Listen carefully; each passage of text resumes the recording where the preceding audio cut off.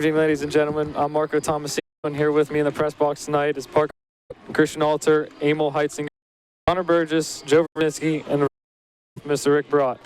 The Mustangs, by Coach Matt Morgan, are coming up with a big win against section rivals Franklin Regional with a score of 42-13. Tonight, the Latrobe Wildcats, led by Coach Tom McIntyre, are trying to bounce back after an unfortunate loss to Connellsville last week with a score of 28-13. We should expect to see a good game here at the Mustang Stadium as both teams are looking to boost their records. I'm going to hand it over to my partner, Parker Barat, for some introductory words. I can't wait for this game. It's an exciting game about to happen. I think with Plum's key injuries, some key injured players out, I think this is an exciting game to watch, a close game, so can't wait. Joe? Oh, yeah, I'm excited to see our young core of guys. Nonnenberg at the helm. He's looked great so far week one, and so hopefully he carries on that momentum and we get a win tonight. Mr. Barat?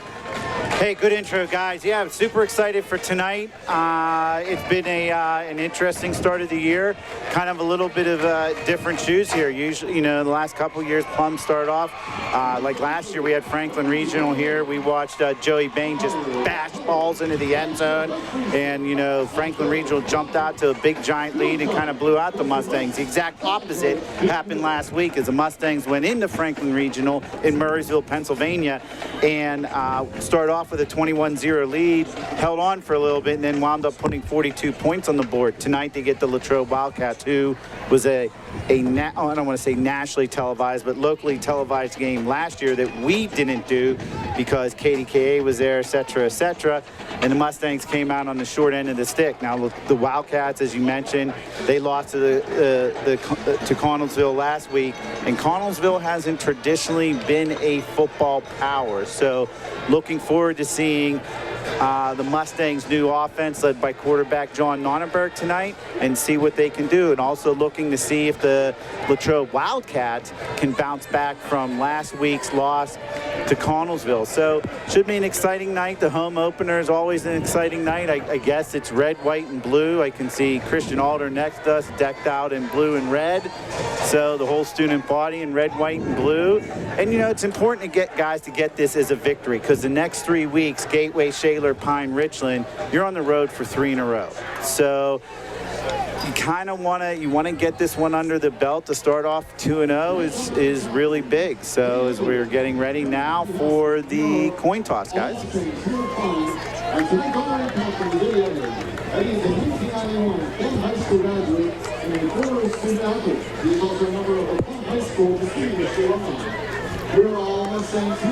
Yeah, I agree with you, Mr. Barat.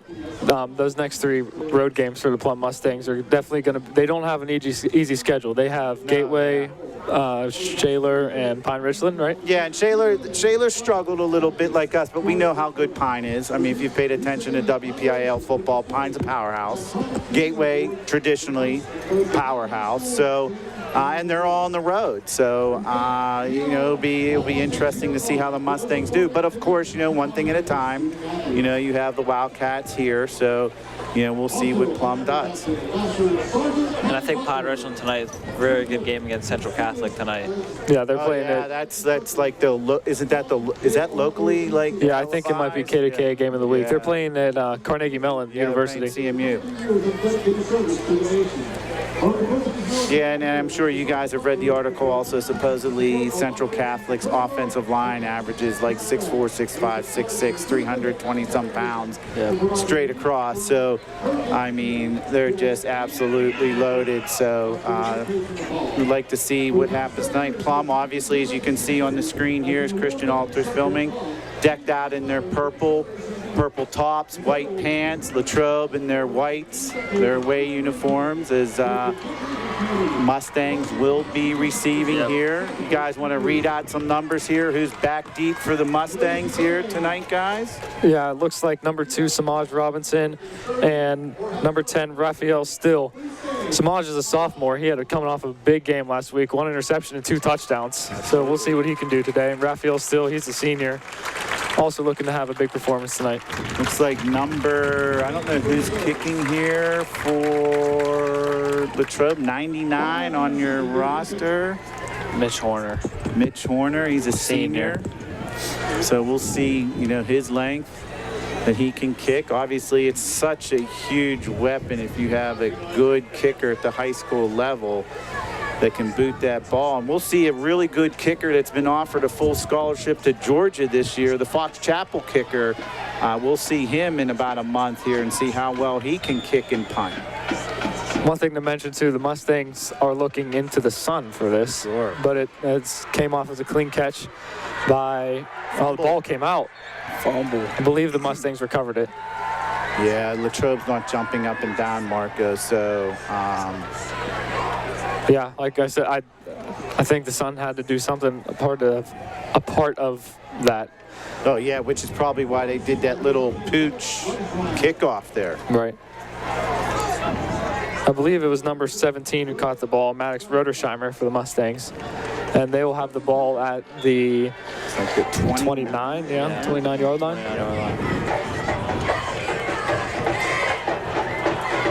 I believe number 9 is in the backfield. That's Elijah Jackson. And he takes it right up the middle. He found a hole. 14-yard gain for Elijah Jackson as they start off the first play strong.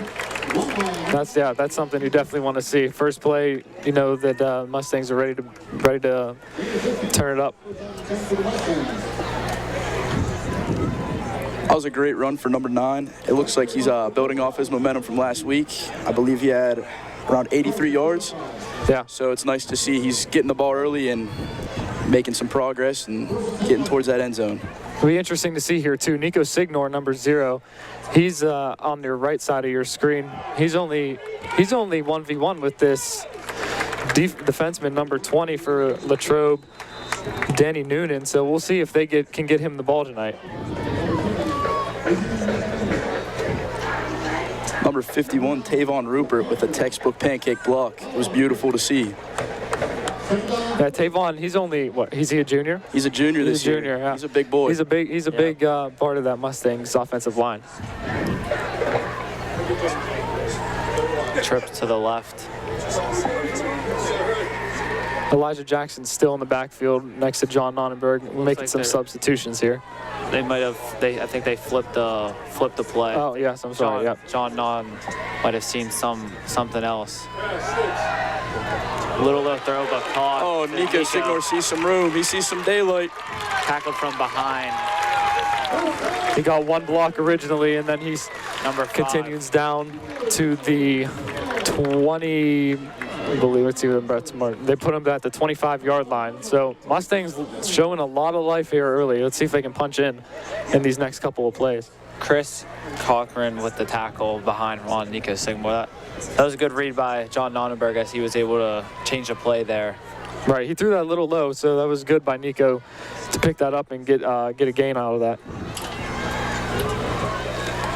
Hand off to 9. You got a flag on the play. Still up, and it's whistle dead.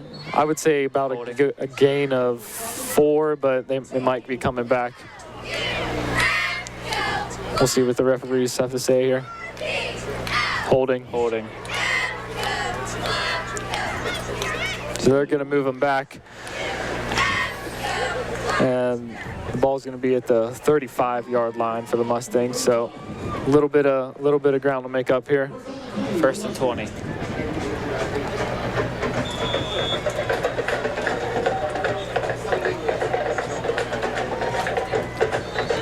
Once again, Nico Signor, number 0 on the left side of your screen. He's 1v1 outside left. So I'm interested to see if they're going to give him the ball or if they're going to run it again. It's a play action pass. Nonnenberg looks like he's running. He's at the sideline. He goes out of bounds. RPO. Gets about 3 yards. Gets about 4 yards on the play. They're going to mark it at the, let's see where they mark it. Looks like they're going to mark it at the 36-yard line, yep. And it's for 2nd and 21. Loss of a yard. Yeah. Latrobe was able to penetrate through the offensive line there and stop John Nonnenberg on the quarterback run. Yeah, there's about a 3-man rush coming at John, so. Looking left. He's out of the pocket. He's looking. He throws it. Out of bounds. It's not a bad play for Nonnenberg. They don't want to put it in any danger. Right, yeah. Just throw it out, live another down. Offensive line had a good block for the most part there, but unfortunately number 57 for Latrobe, Daniel Stevenson, was able to get through and force John to throw it out. If the Mustangs aren't able to get all 21 yards here, if they are able to just pick up 10 yards, maybe they're in field goal range. Yeah, maybe they'll be able to get a field goal out of it. They may be even in field goal range now. They have three new kickers this year. One of them is not playing tonight, Austin Kolonkowski. He's hurt. But Luke Hoberg, the new punter, we'll see what he's capable of. And also Hudson Strausser will be. Ball to Signor. He got caught. Good tackle by number 1, Clayton Burkett. And then, of course, we also have Liv Bigger, which I believe she's taking extra points, but we'll see after this Mustangs drive. Looks like they're bringing out special teams. Yep, they're going to punt. Number 88, Luke Hoberg, as we just mentioned, the punter. He's going to try to get this one a little deeper into Latrobe territory. Short punt. We've been told he has a golden leg, so we'd love to see it here. Yeah, I agree. Short punt from the 55-yard line, or I'm sorry, the 45-yard line. Gets it out to the right. That's good. Punt. That's a nice punt. He's wrapped up immediately. Flag on the play. They have to catch it. He has to catch it before. Mustangs got there a little too early for the referee's liking, so they're going to probably enforce a penalty after. Good punt by Luke Hoberg, though, pinning the Wildcats back in deep in their territory.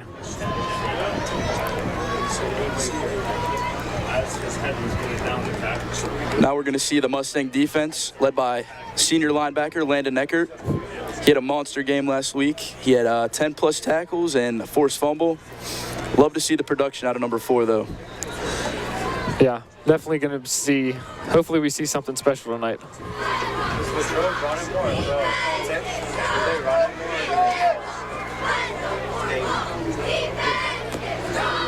Latrobe quarterback number 3 is Ty was. Apologize if I mess up this name, but it's Wisniewski, I believe. Number 7 in motion. Hands it off to number. Stuffed at the line. Yeah, Mustangs had a good play there. I don't believe there was any gain on that play, but the refs may give them 1 yard.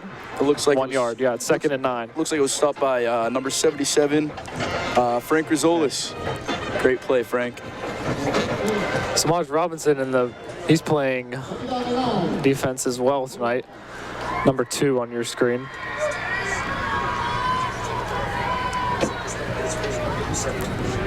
Hand off for Latrobe. Finds a little bit hole, but only gets like a 3-yard gain. That's number 23 for the Wildcats, AJ Yaboa. He is a sophomore, so he definitely has some shoes to fill for these Wildcats. And for the Mustang, there's a sickness going around. Some couple players missing: Donald Larisha, Antonio Hanslick. Yeah, they weren't able to make the game, unfortunately. But that can be a good and a bad thing, Parker, because we can see how the Mustangs operate without some of their key players, and exactly. If they're able to get the job done, then we know they have a good squad. Yep. Little blitz coming. Good read by number 3 for the Mustangs. Tyler Bellino ends that play immediately. And it's still going to be, and it's going to be 4th and 5, so Latrobe's bringing out special teams for a punt. Punter's number 99 for the Wildcats. Mitch Horner again. We have Sloan Humphreys returning the punt here.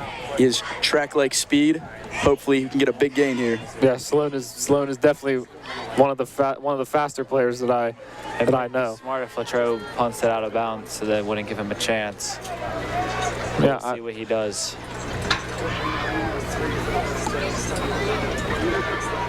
Looks to the right, almost blocked. It's going to take a few bounces. Well, lucky Latrobe bounce. It's going to be down around the 26, 27-yard line. And I think the Latrobe coaches were getting mad thinking that one of the Plum Mustang players hit it because they were yelling at the ref saying it should be their ball. Right, but I don't believe. From our angle here, it doesn't look like they touched the ball at all. Yeah, it looked like a pretty clean kick. Got everything through. Mustangs are going to bring out offense. This time on the right side of your screen, wide receiver Brendan Marston, number 11. He's one-on-one against number 20. And we have number 2, Samaj Robinson, in the backfield. Let's see what he can do here. They're going to hand it off to him. He finds a hole again. And that might be just short of the first. I believe it's going to be 2nd and 9. Scoreboard sale says 2nd and 10, but I believe they still have to update that. 2nd and 2. Okay. Similar start to the last drive with the run, big run play for around 10 yards. So see if they can get some points on this drive.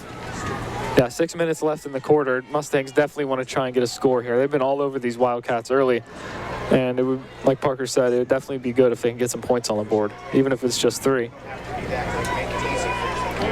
Samaj gets the ball again. He sees a hole on the outside. He's going. That's a flag. Flag on the play. It looks like he won't get caught.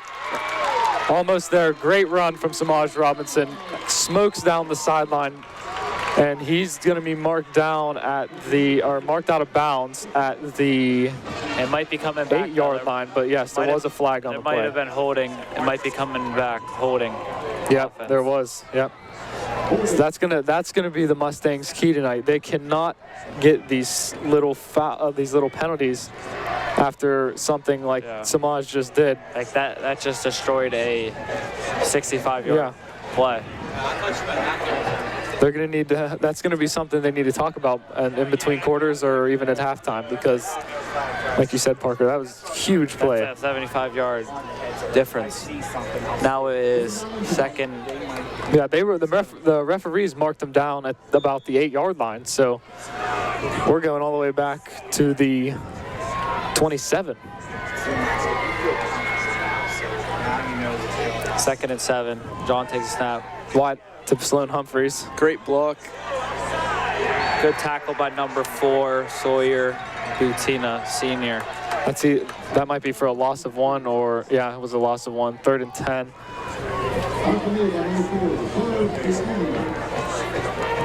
Mustangs need to go to work here for this last drive, get a first down. Number 2, Samaj Robinson, subbed back into the game. Hopefully he can have another run like he did before. Yeah, we're going to see him and Elijah Jackson, number 9. We're going to see him switching out all night. They will probably be going every other drive. Right. Similar to Montgomery and Gibbs in the NFL. On the right side of your screen, we have Brendan Marston and Sloan Humphreys lined up. It's a pass play here. Good block. Looking to scramble, steps up in the pocket. Escapes tackle. Looking other side of the field. Just over the head of number 17. Maddox Rodersheimer. So that's going to be another 4th down for the Mustangs. I don't think John saw him, but I think Nico Sigmore was wide open. He was calling for the ball on the other side of the field. He had his hands up. I think Latrobe got confused in their coverage. He just wasn't able to connect with them. Yeah. Like we said earlier, we see Nico Signore's been one-on-one every single play. So if they can find him, it's going to be huge. And he's an X-factor player. He can really change the game in one snap. Oh, flag on the play. False start.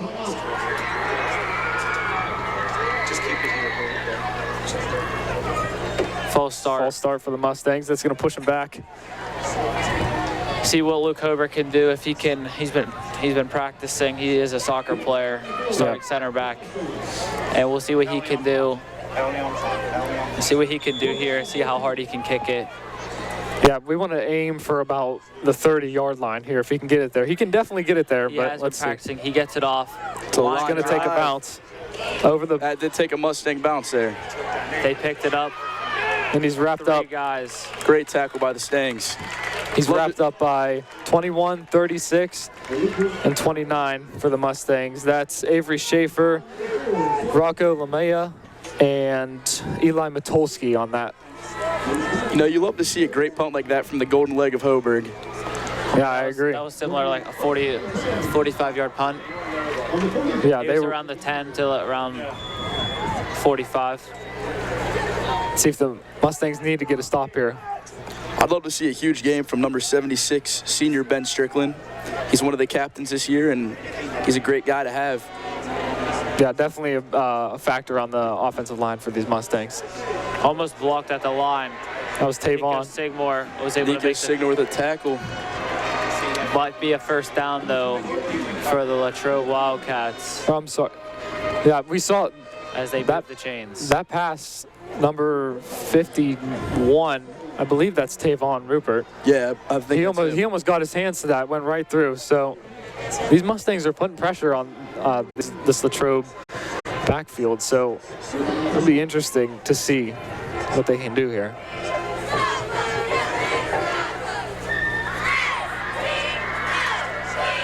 Hand off to 23. Tackled for a short gain by, I believe, number 0, Nico Signor. Yeah, I think you're right. I think that was Nico. Great play by the safety. Yeah, that run for the Wildcats was number, I apologize, that was number 23, AJ Yaboa. He's, again, a sophomore. A lot of this Latrobe team is a super young team. Yes, they are. A lot of seniors graduated. I feel like this is their rebuild year from last year, where they had 2 players go Division I, I believe. I believe that was number 11, Brendan Marston with the stop. He came from the outside, which was a great play by a young defensive back. Yeah, that's going to be 3rd and 4 for the Wildcats. 3:38 left in the quarter.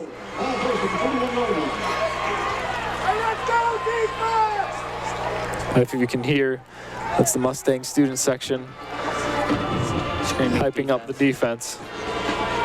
They need to stop here. 3rd and 4 on the 41-yard line.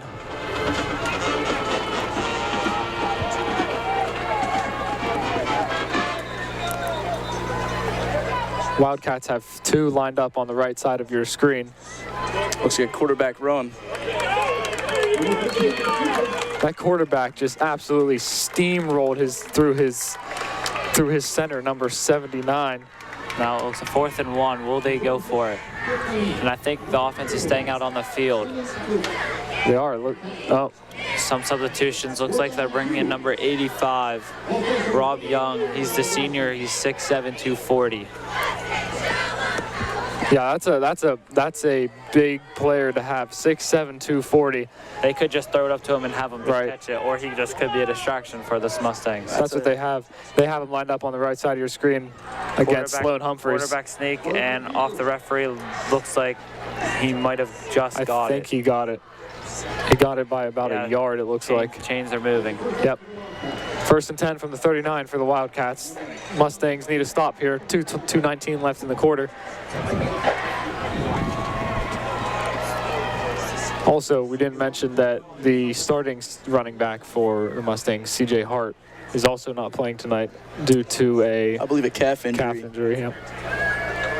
Hate to see it, but the Mustangs are forced to play Elijah and Samaj, which is a great problem to have because we have a great Going 3 deep, down. no, wide Oh, open. man.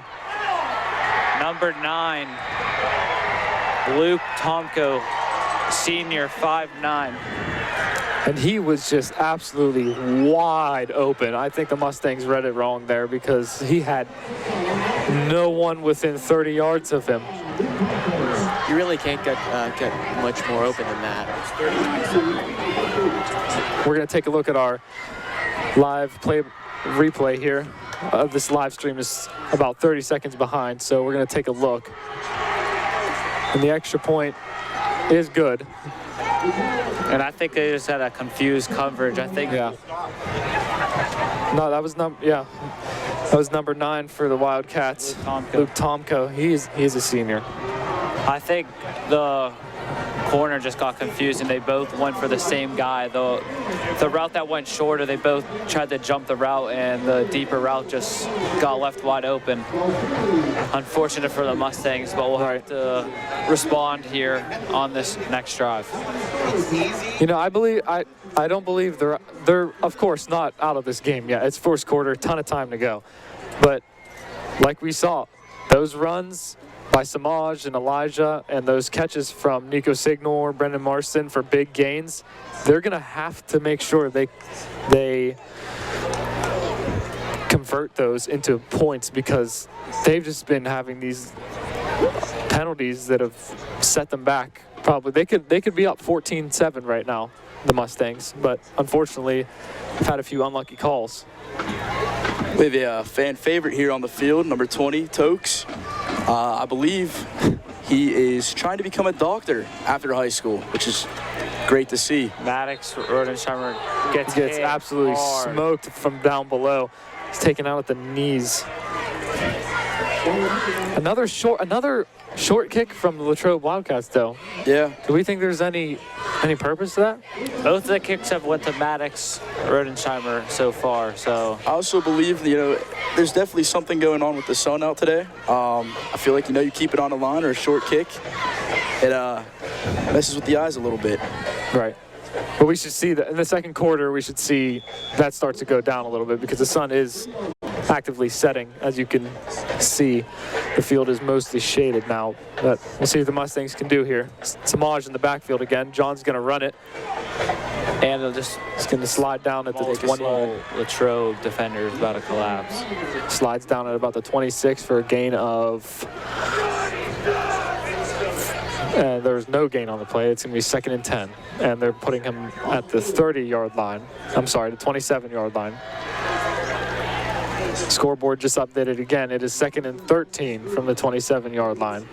So that was for a loss for the Mustangs. We have Signor one-on-one again. Hopefully we can see him getting the ball here pretty soon. Yeah, Motion to the left. They're going to hand it off to Samaj. Finds a gap. Gets about 5 yards on the play. We'll see. There's 1 minute remaining left in the first quarter. 7-0 Wildcats. I think it's 3rd and 7. Yep.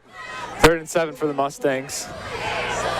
They desperately need a conversion here. We don't want to go 3 and out for the 3rd time in a row. Definitely need to get a first down. Now, the Mustangs had that play to Nico Singmore out on the right side. Samaj. No, when Nico had the one for 65 right. yards. Just able to get it off to number 8. He might be just short. 39-yard I line. believe that was Eugene Hanslick. Yes, it was. Number 8, Eugene Hanslick. If they want to play this 4th and 2, they have 10 seconds left. They might just let it run to the second quarter. And yep. That's what they are going to do. Love to see the effort there, though, by number 8. He was really stretching his guts out to try to get that first down. So Right. you like to see the effort, trying to, get each down. Yeah, Mustangs definitely, they've had their chances. They're working. It's that last little bit.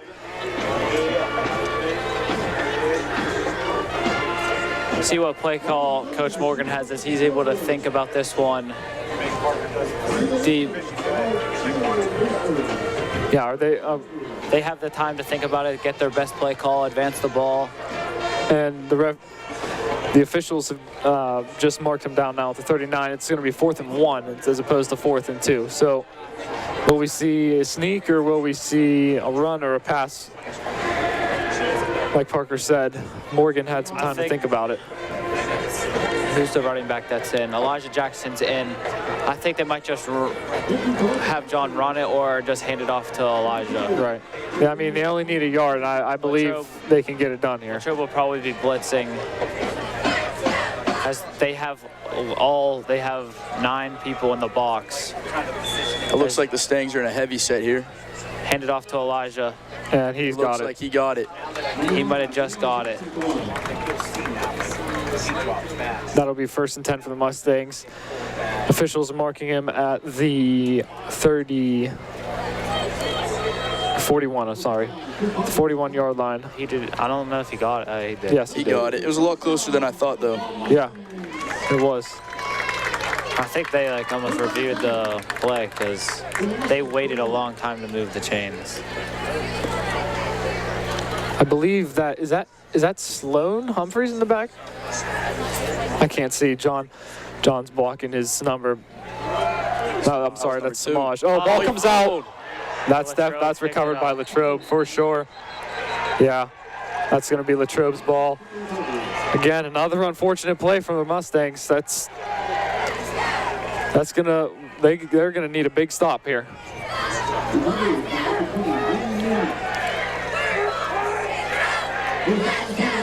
And the Wildcats currently are bringing the pressure into our home field as they have brought more energy than the Mustangs right now.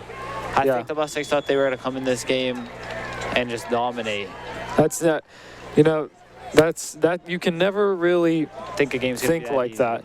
I mean, not saying that they were, but you always want to go into every game with the mindset of this is the best team we're ever going to play. So we're going to see what they can do here, but they need a bounce back bad. Sloan Humphreys with the tackle on number 24. Aaron Gasky, sophomore. Officials are going to mark that at the 33-yard line for 1st and 10. And these little play action plays for Latrobe are working perfectly in their favor as they do a play action, their quarterback scrambles out and their tight end just pops out and gets a 10, 15-yard gain every single time. Yeah, I think they're starting to figure out this Mustangs defense, which we're going to need to find an answer. Stopped immediately at the line of scrimmage. Got a few yards after, but I believe he was originally stopped by I think it was 52. Leo Tristani.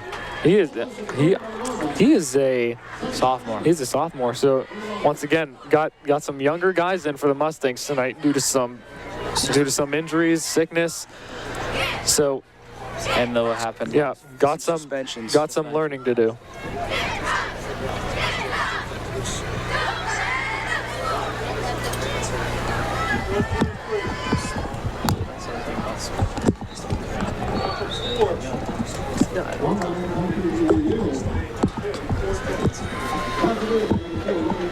That was a 2-yard gain for Latrobe. I'm sorry, that was a 6-yard gain for Latrobe.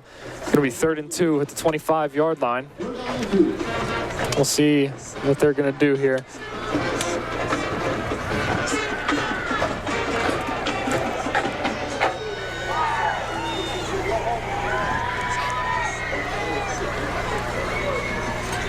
Heavy set for the Latrobe. Handoff. Met at the line of scrimmage, I believe he but is able to get the first down as the chains move again as they are creeping right in. outside the red zone. Yep. Looks like number 68, Jack Freilich, just subbed into the game. And now something you got to worry about too. Are they in field goal range? The Wildcats. So the Mustangs, and now they have 1st and 10. So they got 3 more plays that they are now going to need to defend. Like Parker said, almost in the red zone. And that's not ideal.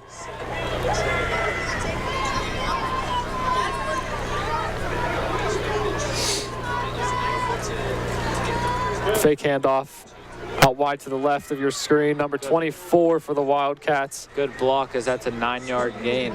That's by number 24, Aaron Gasky. It looked like number 3, Tyler Bellino, was there for the stop. Now if they don't convert on the first down, they are in field goal range, so they can get points on the board here unless there is a turnover. Smaj Robinson, number 2, subbed into the game for number 10, Raf.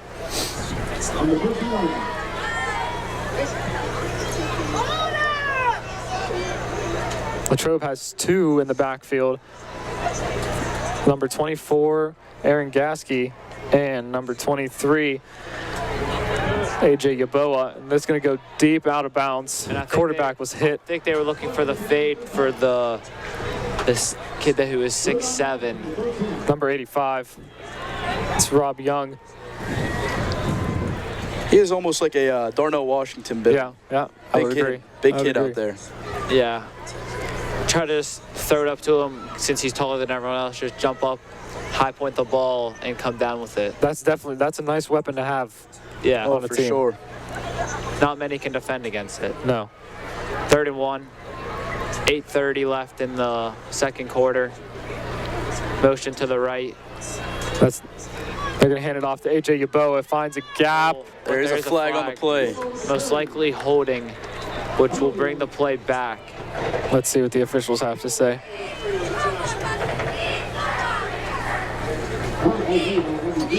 Yeah, Parker was right, holding on Latrobe. So they're going to back it up again. Let's see where they mark it. I think they back it up 5 yards. So that's going to be on the 18-yard line. Still, again, Latrobe creeping in. Oh, it might have been It might be 10. 10-yard penalty. Face mask, I'm sorry. It was a personal foul. That's why we moved it back 10 yards. So we're going to be... I thought it was holding. That's a huge momentum swing for the Mustangs. Right, yeah, they needed that. It's going to be Now, first and 20... Oh, I'm sorry. Tougher kick for Latrobe if they don't convert here. Latrobe calls the timeout.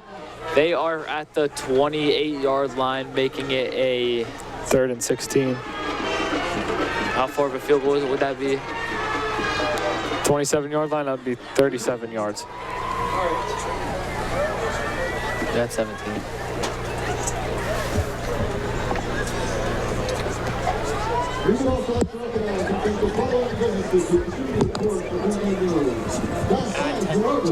Yeah, but the hold is 7 yards back.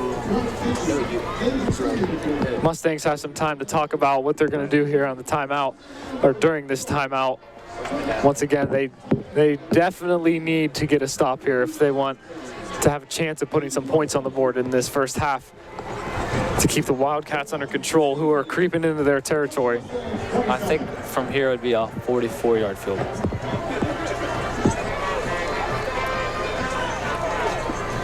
Well, either way, we haven't really seen this kicker. Yeah, a lot of squib kicks in the first half so far. We don't know. We don't really know his distance. Back in the gun, looking to throw over the middle. Almost intercepted by number 0, Nico Signor, just off the tip of his hand. And Latrobe has a decision to make. The quarterback was hit by number 51, Tavon Rupert. Yeah, good play by Tavon. He almost got there. They have a decision to make, and I think they're going to go for the kick. Yeah, I believe they are. Unless, yeah. Yes, number 99, Mitch Horner. This is a longer than typical kick for high school, so we'll see if he can convert here. And this is the first field goal of the day. It will be a 45-yard field goal. Yeah, a 45-yard field goal from the left hash of the players. Kicks up, It's up, almost blocked. and it's going to be short, just underneath. So Mustangs held the Wildcats to no points there. Good break. Hopefully this defensive stop can build some momentum for the offense. Right. We can drive down this field and put in 6. Yeah, that was a good. Mustangs needed a break like that. They needed a stop. They got it. As Joe said, they're going to need to get some points on the board before the end of this half with 8 minutes and 11 seconds remaining.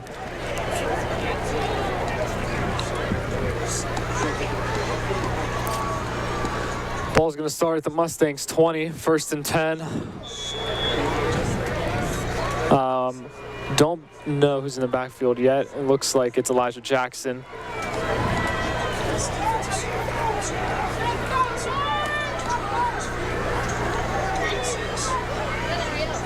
Jonte snap, handoff to Elijah. Finds a gap originally, but Looks like he got stopped at the, I believe that's 24. yeah, he got a decent gain there. He got 4 yards, so it's gonna be 2nd and 6 for the Mustangs from the 24-yard line.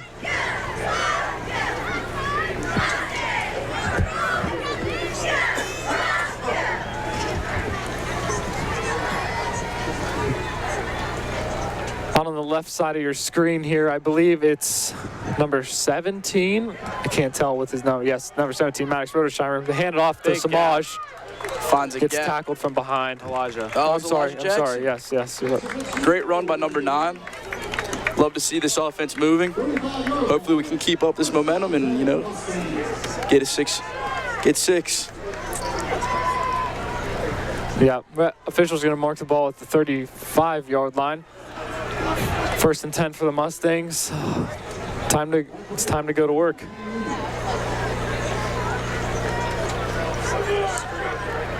Sloan Humphreys, Nico Signor, and Brendan Marston lined up on the right side of your screen. Sloan in motion. Looking deep in the middle. big collision in the middle of the field to Nico Sigmore as that pass was broken up by number 2. Cash Atchimer. No gain, 2nd and 10 for the Mustangs. Ball on the Mustangs 35.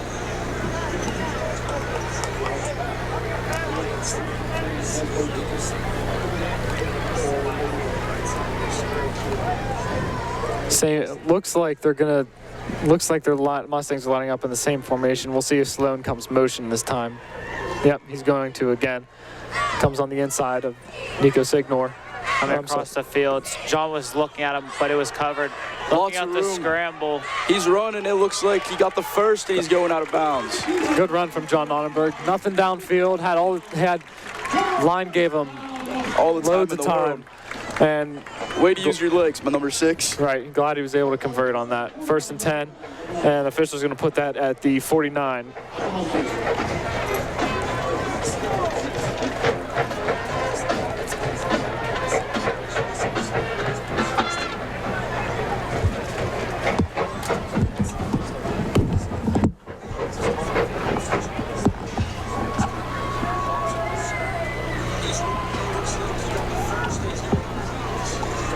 All right, Nonnenberg about to take the snap. He took the snap. Hand off to Elijah Jackson. Met at the line.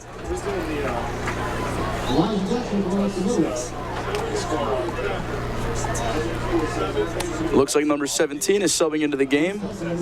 That is Maddox Rodenschreibner. Oh, on the scoreboard? Yeah. Out of 50. So it says Game first. one. Yeah, first quarter. You changed the.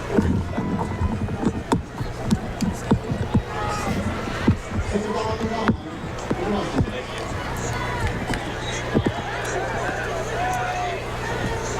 Second and 9, 6 minutes left in the second quarter. Sloan coming in motion behind the play. Looking. Good ball by John. Nico Signor. Tackled from behind. That's a The good play Mustang from the first down. Mustangs. Very good play. As Nico, now they are moving forward. Again, this momentum is just key to winning football games. yeah, I agree. Good pickup from Nico Signor. Perfect throw by John Nonnenberg. It was a beautiful ball. And now we're going to see Samaj Robinson in the backfield. Elijah Jackson's going to come out for a little bit, catch his breath. Trips to the right. Takes a gun. Short pass. Has blockers. Samaj has some room here. Tries to juke. There is a flag on the play. Probably holding. He had 3 blockers out in front of him. Right. You might be right, Parker. If it is holding, like we said earlier, it's those little penalties that are going to keep setting the Mustangs back. So we're going to want to see less of these happen, which it was a holding. So Mustangs are going to be brought back to the 36-yard line, and they're going to have to go at it again.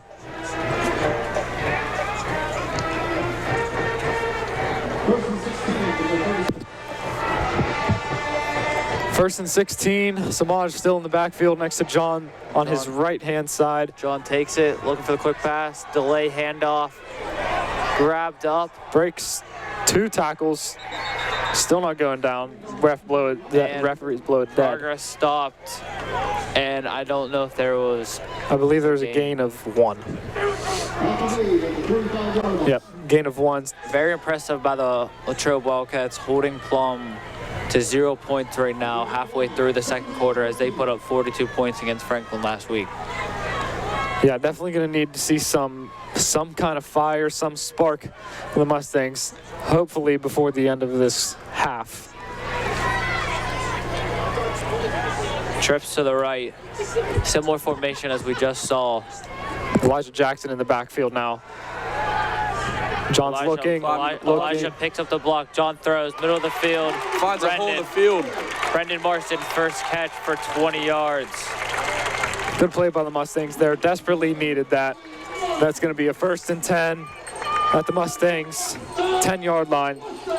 Definitely going to look to punch this in. Mustangs have now entered in the red zone.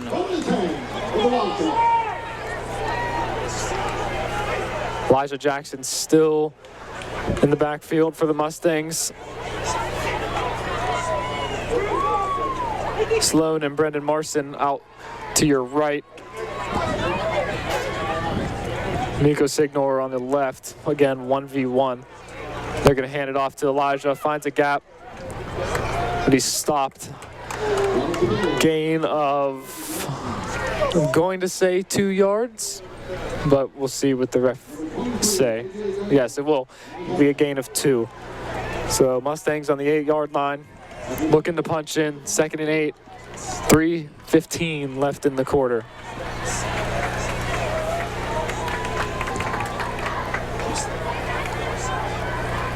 See if the Mustangs can get some points on the board here. It'd be great to cash in. Yeah, for sure. 2nd and goal.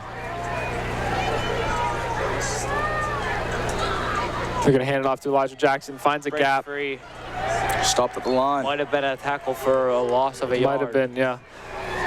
Now, if they don't get in the end zone here, they can kick a field goal at points. They'll only be down 4. Right, any points on the board right now would be better than none for the Mustangs. Yeah. So we're approaching the 2-minute warning. 2:33 left in the half. 3rd and 8. So that last play was for no gain.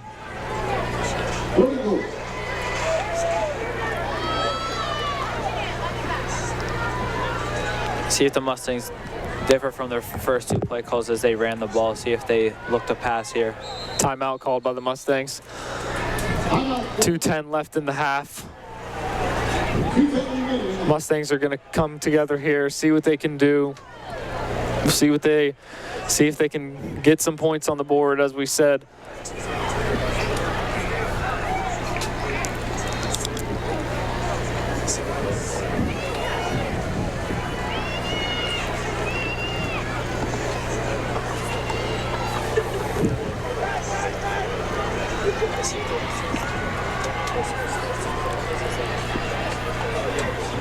We see number 88, Luke Hoberg, running down the sideline. He is the kicker, but I believe he's the punter. So if the Latrobe Wildcats do get a stop here, interested to see who will be taking the field goal. He does have his helmet on, so we could see him out there. He does. Elijah Jackson in the backfield again. Sloan and Nico on the right. John's going to drop back, passes it, finds Nico Signor for the touchdown. Mustang touchdown. I'm sorry, Brendan Marston. Flag on the play. I'm hoping it's a celebration because I would love to see some points on the board here for the Mustangs. I didn't see the celebration. But I think, I don't know. I believe he just spun the ball on the ground. So I'm not sure. I guess they're not allowed to do that. We do have number 32, Olivia Bicker, out there. She is the place kicker. No flag on the play. Oh, okay. So Mustangs get the 6 points there. Olivia Bicker is going to look to add 1 to the score and tie it up with 2:05 left in the half. Hopefully she can boot this one through the posts.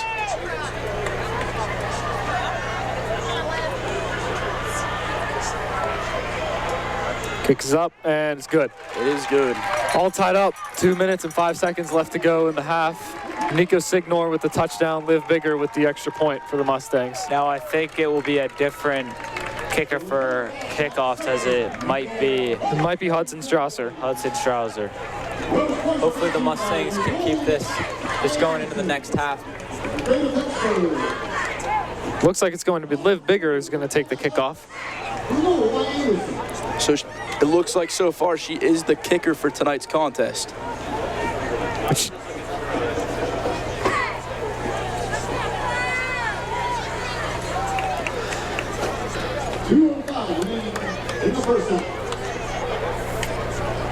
Mustangs on the field lining up for the kickoff.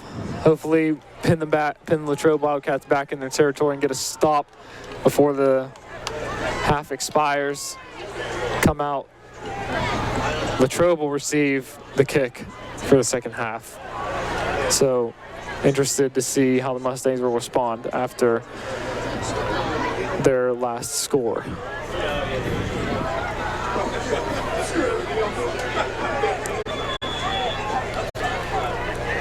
Ball set up. Olivia Bigger set to kick. Looks like it's going to go up. To the right. Fair catch Fair called. catch.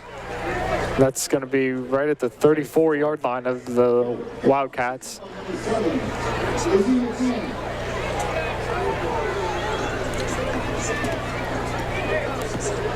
First and 10.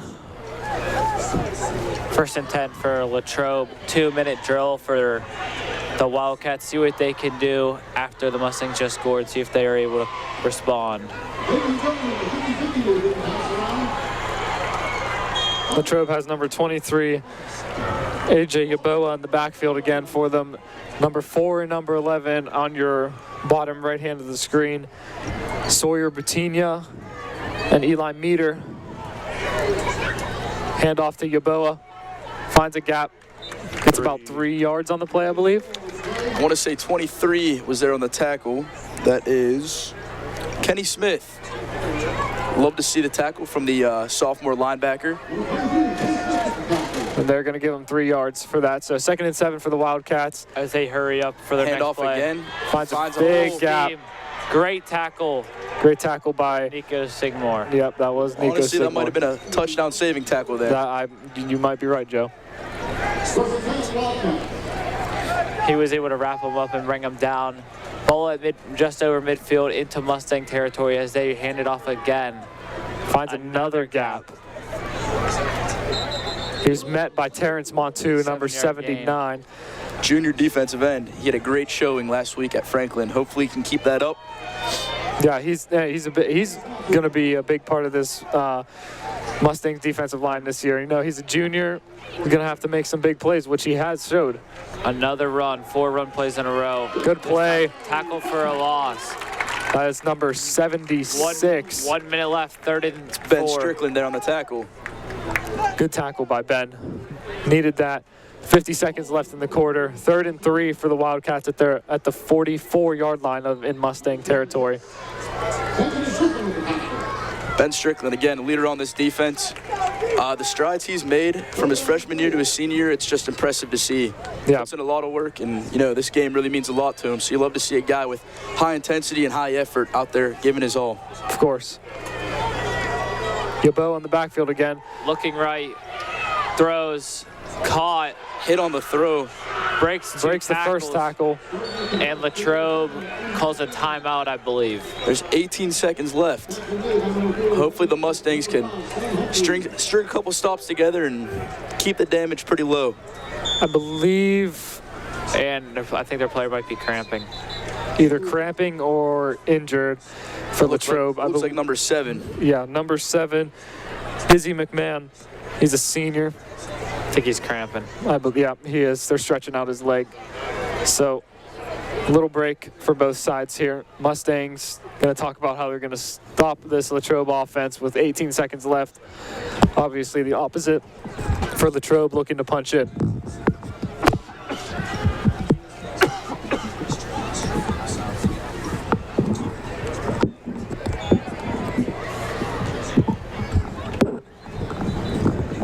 I believe it is a cramp off of...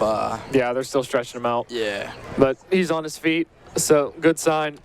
And he's going to walk off.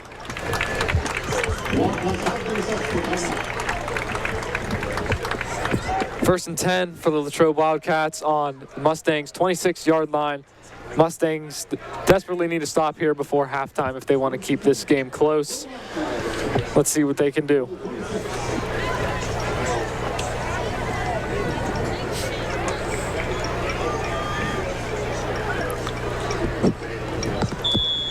Latrobe has 1 timeout left, so if the ball goes in the middle of the field, they probably will have to call a timeout. Right. Definitely going to look to get out of bounds here. Stop the clock. They will run it as looking for a pass. AJ Gaboa wide open, but it's almost intercepted by Tyler Bellino. Great read by Tyler. Great read. Almost got there. Couldn't come up with the interception, but again, a great play to get a stop. You know, again, just keep stringing these stops together before the half. Their running back went on a wheel route. Quarterback just floated up, and Tyler Bellino read it perfectly. as he went to jump it, I just think that he was thinking about taking it back before he had his hands on the ball. Right.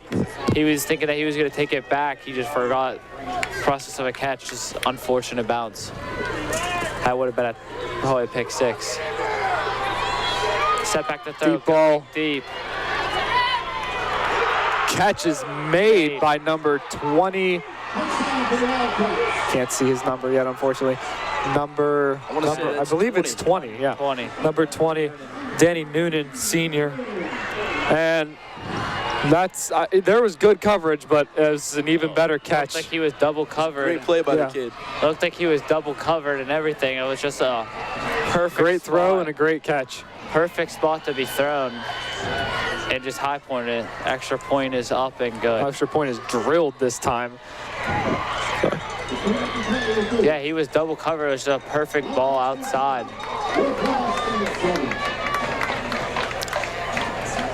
So this Mustangs defense is going to come off, regroup, 6 seconds left in the quarter. Let's see what they can do with this time. We have a 14-7 score unless the Mustangs special teams can take one to the house. Yep. It wouldn't surprise me if they do, though. We have great blockers, and again, that track speed is killer. Yes, it is, especially if they have number 5 in the backfield, Sloan Humphreys. Very quick. Let's give a shout out to your varsity Mustang cheerleaders.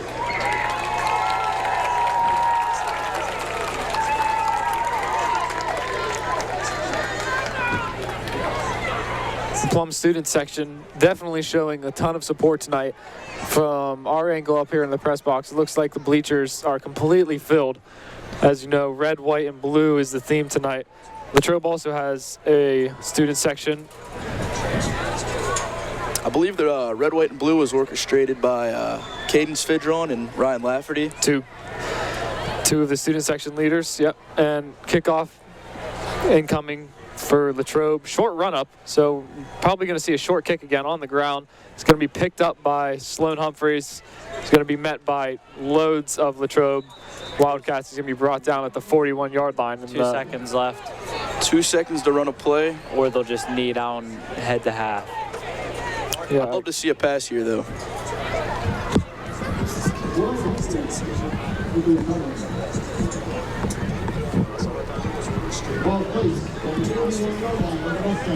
All right, Mustangs are going out for their final play of the half. And I think they are just going to knee it out. That's what it looks like. Assistant principal went during the meeting, third period. Laudenberg with the kneel. And we have a 14-7 score. Wildcats going into halftime.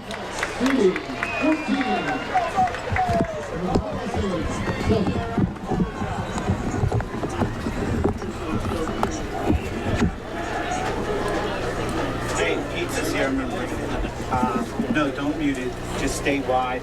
Don't talk about the game. Just leave the headsets there. Because if I wanted to pick up the thing.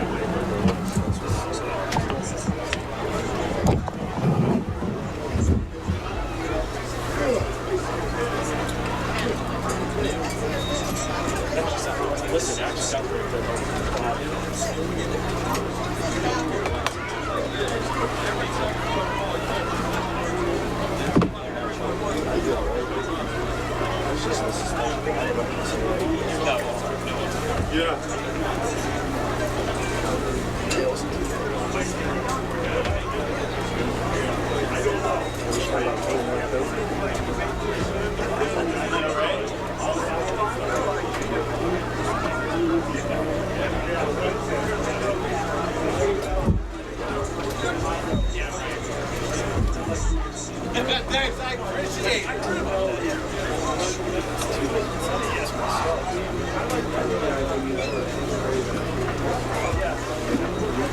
Good evening, ladies and gentlemen.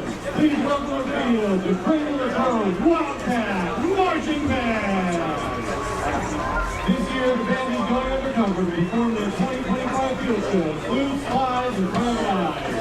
Your special agents for this case are drumming, Jack O'Neill and Madison McClay. Be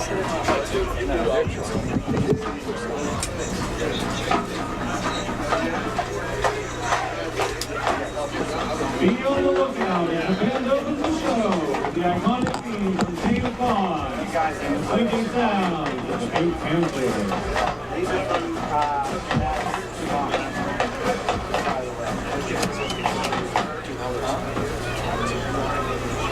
help yourself. I do believe that it was Tom Bush. They forgot that he wasn't going to be here.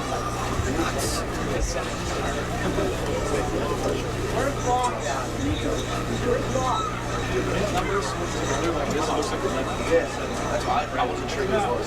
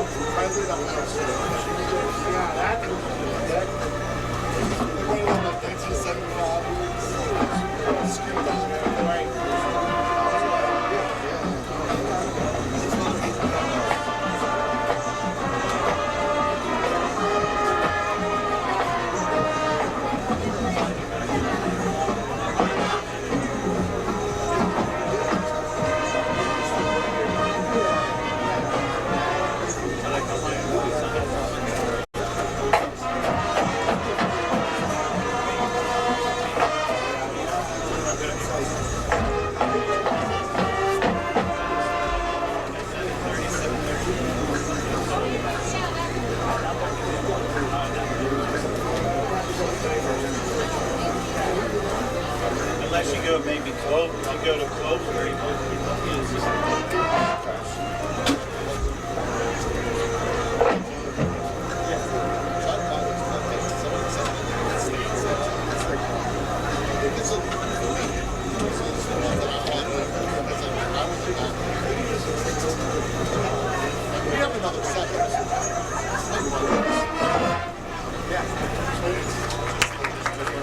Now, prepare to get groovy. The band performs Soul Bossa Nova for Austin Power. And then, your final mission, should you choose to accept it, is to beat the clock with a thrilling rendition of the theme from Mission Impossible.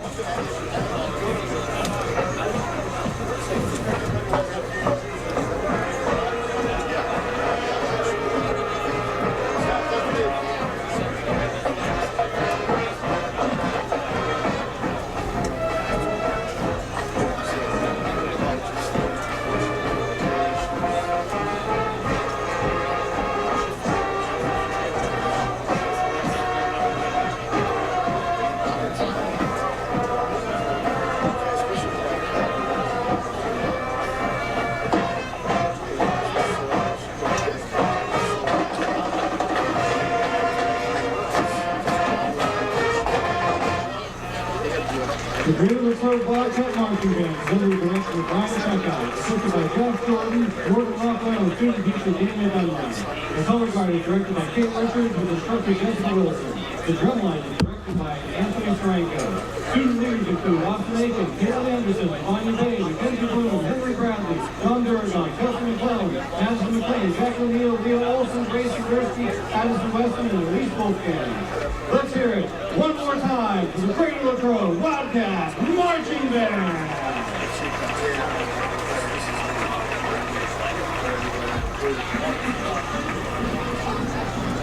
Good evening, ladies and gentlemen. Please welcome the Plum Marching Band to the field.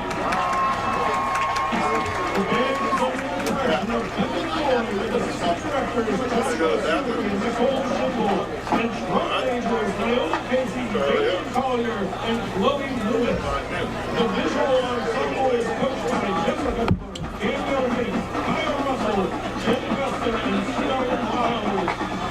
Our 2025 coach will take you on a journey with the energy, passion, and rhythm of Latin racing more America's style. Christian, how many balls do you think they picked up? It's what you do to Probably 30. children's kid shows. Capturing both the small and powerful side of mankind.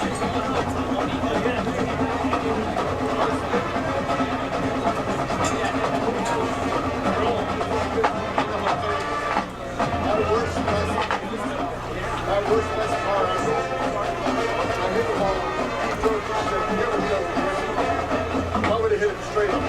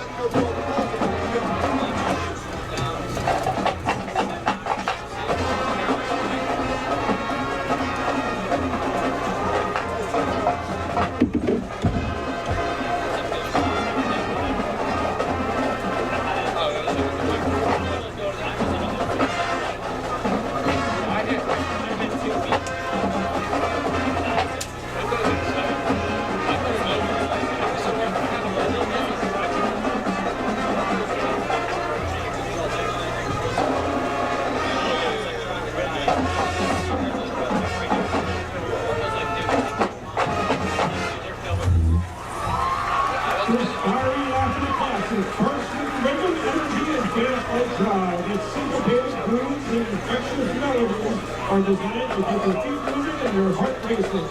Featuring minimal ensemble percussion, we present El Comanchero.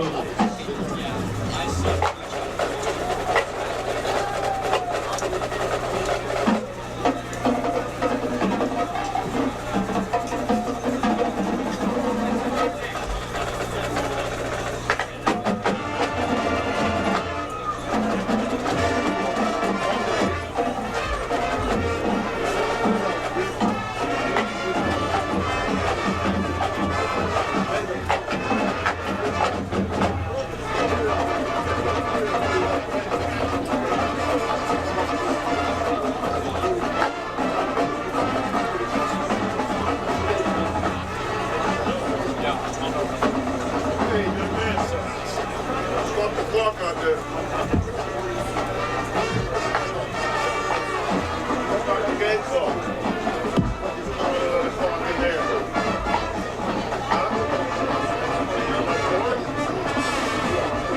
Something over there.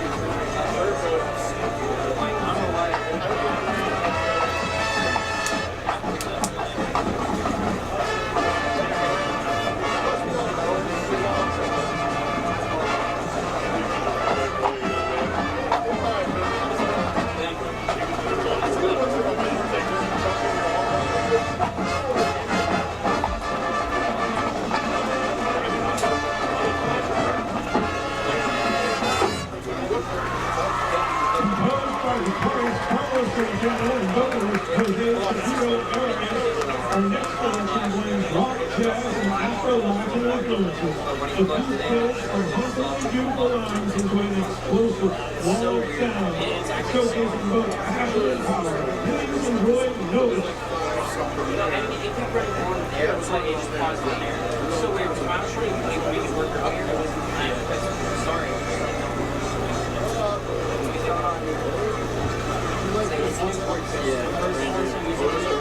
Football. First football. All right. Well, I'm just gonna leave it then. I don't know what to do. Thank you guys. No, you're good.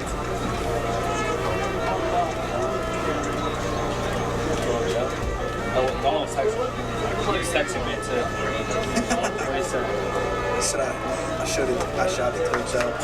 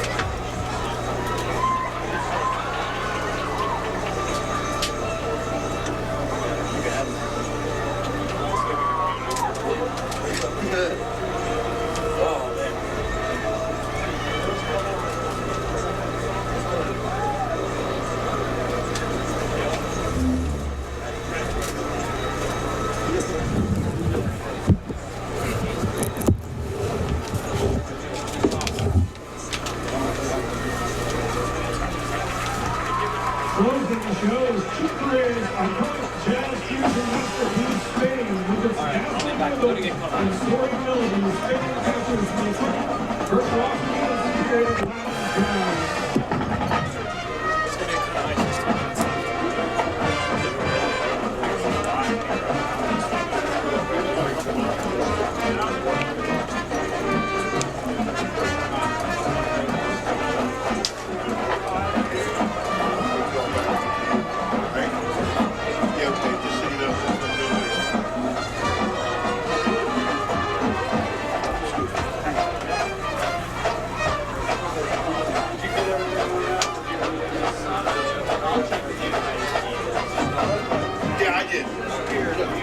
Sorry. I'll let he gets up and gives a 3-minute warning out of the game. But the band's on too long. Let him run the clock. Give him a warning.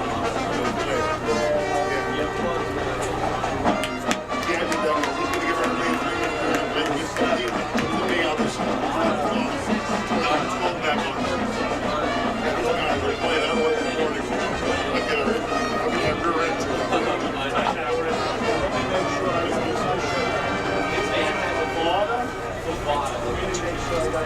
Here, if you want to take this,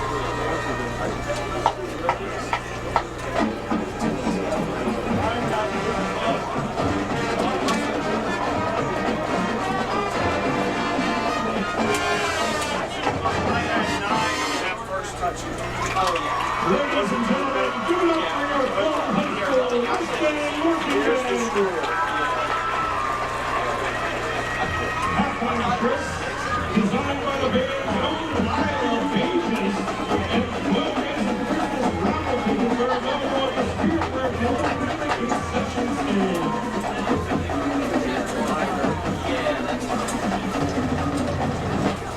It was with 150 left in the first We'd like to thank Coach, the Latrobe Troy Wildcats, and Plum Mustang Marching Band.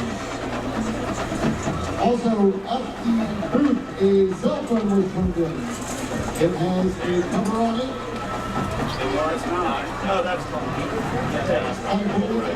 But it's everything at the top here on the press box. So if you're stop on the stop with us and you can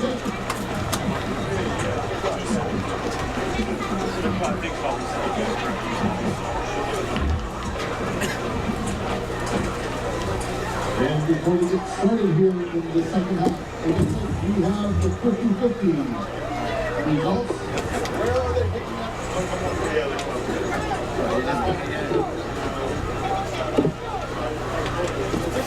The ticket has been pulled. I am going to read all the digits from left to right. The winning number is 941971. That's 941971. Please come up to the press box to collect your money. That gets 608.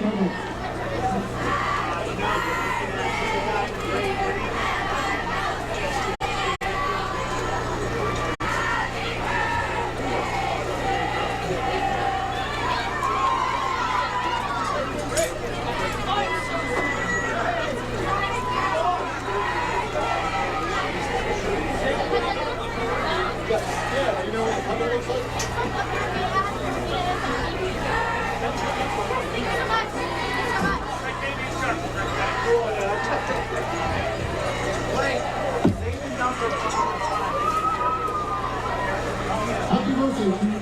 They're celebrating your birthday. Yesterday, today, tomorrow. Here is the 50-50 numbers again.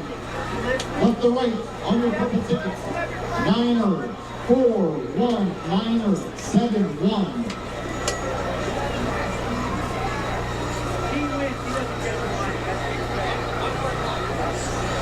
And the cell phone has been retrieved.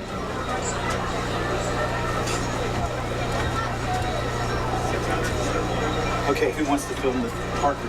Parker should film it. Okay, you want to film? Okay, hang on, you got some. I'll dive into that. I mean, you were watching, so I know. But let's see how many views we have.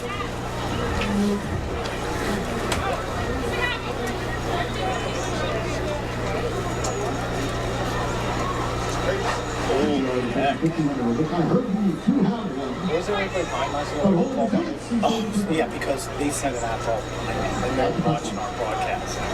So there's only 500 people. No, you're going to the restroom? It's just a game.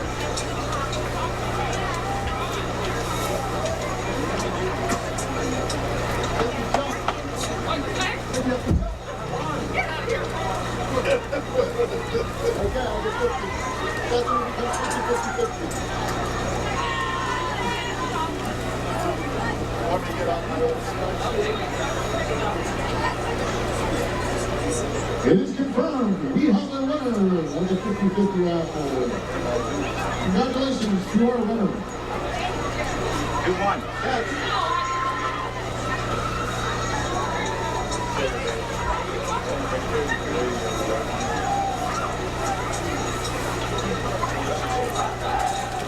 Again, our contestant stand is open and struggle around the field. Also, that is where the races are on the side of the contestant stand on the right side of the lead.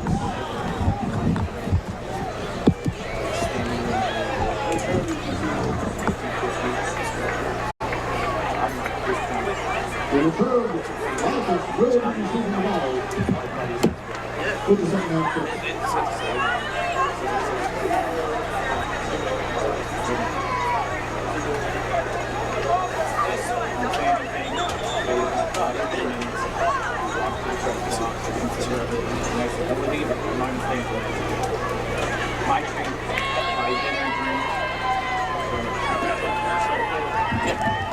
I said that right there when we do it.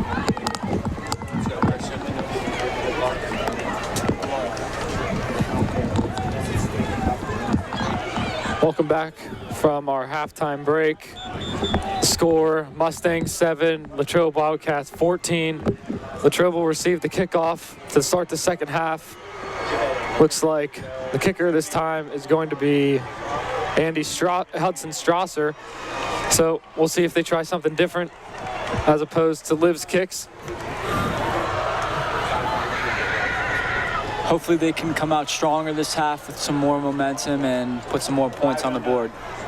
Yeah, that was Christian Alter, who's now on the mic with me and Joe.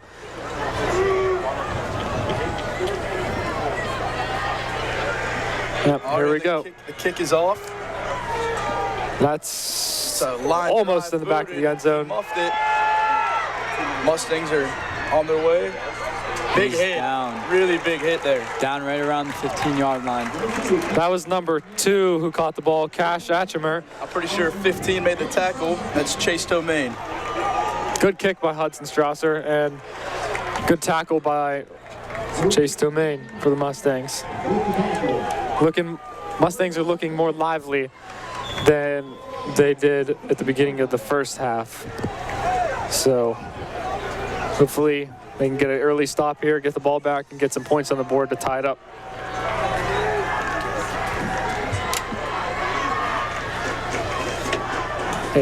Low snap. Mustangs are going to stuff them at the line of scrimmage, and if not a gain of 0, it was a gain of 2. 2nd and 8 for Latrobe. Mustang are at their own 17. This is the kind of intensity that they need to keep up if they want to win the game. Yeah, I agree. Definitely want to come out with some fire.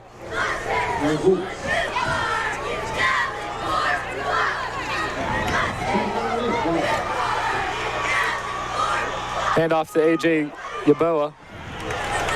He's probably gonna get about 4 yards before he is stopped and pushed backwards.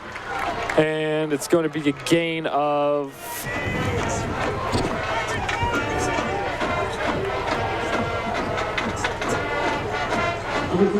apologies, we're just waiting for the referees to signal. It's going to be a gain. I want to say it was Tyler Bolino on the stop though, so it's I believe it's a gain of 5. yes, gain of 5. 3rd and 3. All right, 3rd and 3 for Latrobe. Need to convert. Mustang defense needs to hold their own here. Screen pass, and it's dropped. If he caught it, Sloan Humphreys was there. He seemed like he snuffed the play out pretty quickly. The Mustangs are trying to hype up this crowd, hype up this student section. They want it. You can tell they came out this half with a lot more fire and a lot more energy than they did last half, and they got the stop early. So Latrobe's going to punt it off. Number 99, Mitch Horner. For the Mustangs, it's Sloan Humphreys to receive in the backfield.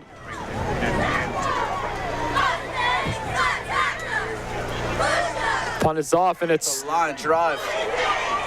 very short punt. Only about 30 yards. Almost hit the back of about 4 players' heads, Mustangs and Wildcats. Good break for the Mustangs. They're going to start in Latrobe's territory. Hopefully this Mustang offense can get something rolling here with this short field.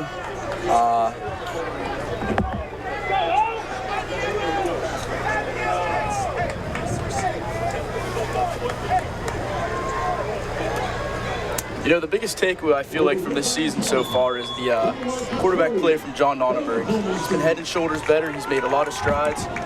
And it's just nice to see from just a young, homegrown kid. Yep. So no one in the backfield, but now we have number 2, Samaj, in motion. He's going to line up behind John. John has time, looking, fires a pass over the middle, dropped by number 5, Sloan Humphreys. Unfortunate there, but it's going to be 2nd and 10 on the 40 still for the Mustangs. Or, I'm sorry, that was... Go ahead, Mark. I'm sorry, that was number 6 who dropped the pass, Joseph Favanta. I say a little urgency now in the Mustang offense here, down 14-7. I mean, obviously, with 10, you look at the bottom of the screen, 10-13 left to go in the 3rd quarter, but, you know, Plum wants to obviously tie this game ASAP. So started off with that empty backfield, but then we had the running back come behind John. Now empty backfield again here on 2nd and 10. And he's going to stay alone this time. Fires to, gets absolutely slammed by number 20. Yeah. But yeah, that's very well done by number 29. What is it? It's Eli Matolsky. Yeah, good job holding on to the ball there. He got hit pretty hard by number 20, Danny Noonan from Latrobe. Yeah, that was a good hit by Noonan. I think he had that touchdown earlier too. Yes, he did. So it's a crucial down here for the Mustangs. Curious if they don't get it, if they will go for it. It's kind of that in-between, a little too long for a field goal here. So wouldn't be surprised if this is actually a handoff, if Coach Morgan's thinking they're going to go for it on 4th and they're in 4-down territory. And he's going to pass. John. Looking for Brendan, just out of reach. See here if Plum decides to pin Latrobe back or if they're going to go for it here. I don't see Nonnenberg coming off. Yeah, John. It looks to see that they're going for it. Yeah, I think so. I think the Mustangs are going to go for it here, as I expected. Here, 4th and it's like a long, almost 3. 4. Yeah. The scoreboard says 3, but they have to make it, Marco and Joe and Christian, to the 30. The ball is on the 34, so scoreboard just adjusted, 4th and 4. So this is the first big play here of the 2nd half, guys. They're going to hand it off. Oh, no, fake handoff. Cuts up. That's first. I believe he got the first. That was number... That was Signor. Yeah. Was it? Yeah, that was. You're right. That's a big play for the Plum Mustangs. They needed that if they wanted to stay in the game right here. It really seems like... yeah, I agree, Christian. Go ahead, Joe. It really seems like when there's a big play needed, they always call on number 0. It's been pretty pretty reliable here so far this game. No, agreed. Now curious here if they'll pass it again or if they'll try to run the ball here, try to wear down that Latrobe defense, which obviously has only surrendered 1 touchdown today so far. John's going to hang on to it, finds a gap and slides down for a gain of 3. I believe 3. I'm going to say 3. Marco, yeah, I think 3. So good gain there by John. A quarterback run to the right. Should be 2nd and 7, I believe. Scoreboard still says 2nd and 10. Mustangs have it on the 26. Yeah, they got to make it to the 19 here. So almost the 18.5. Kind of tough to see there, Marco. You can see it in the back of the screen now. I think the yard line, the marker, looks like it's beyond the 19. Right. Scoreboard says 2nd and 7. Yeah, so we'll go with the scoreboard. But they're not always right. We learned that last year. Yeah.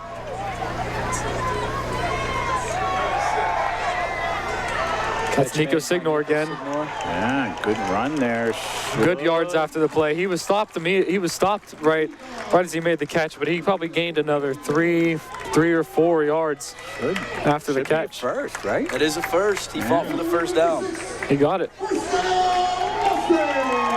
Mustangs here changing the play calls a little bit, and almost like nickel and diming here. Short gain, short gain, short gain. See what they call next here on offense. John there running comfortable, running out of that pistol/shotgun formation. Met at the line. He plowed through Joe. Yeah, he gained a couple, maybe down to the 15, maybe 16. I believe that was Samaj. Yeah, I think it was Samaj. He's down to the 15. So 2nd and 6. Yeah, I mean, he was stopped right at the line, though, Joe. I saw that right away. And he just kind of buried his head and plowed forward for a gain of 4. So good positive gain there for the Mustangs. Yeah, that's something they were missing in the first half. They were missing those little conversion plays, like those 4th and 4s or the 4th and 3s. Correct. So for them to be able to convert 2 of those on this drive is very, very good. Run blitz coming here. John rolls out. Oh, just gets hit there by number 9, putting on immense pressure there for the Wildcats. That is Luke Tomko, senior linebacker, and John had to kind of just bury that ball on the line there. Stops the clock.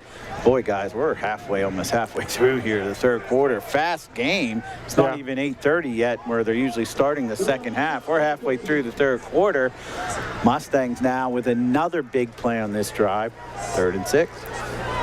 Yeah, you say that fast game, Mr. Brott. I mean, the Wildcats only had the ball for 2 minutes. They had a 2-minute drive. Mustangs have had it since the 10-minute mark, and it's currently 6 minutes, 45 seconds.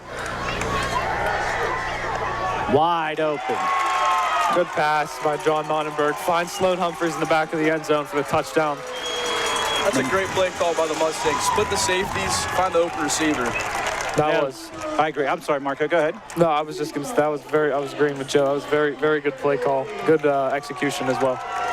Yeah, definitely a great play by Nonnenberg. Good play called by the Mustangs offense. And so PAT away from tying this game with 6:39 left to go here in the 3rd quarter.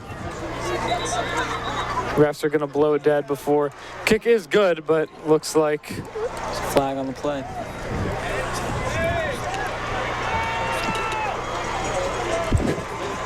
Coach Matt Morgan going to confront the ref about the call. Yeah, he stepped right out on the field there, Coach Morgan. Yeah, he did. Still waiting for the official to signal. I mean, they did throw the flags before the snap, but the snap was they were at the end of the cadence. Offsides. Okay, that's interesting. So it's decline.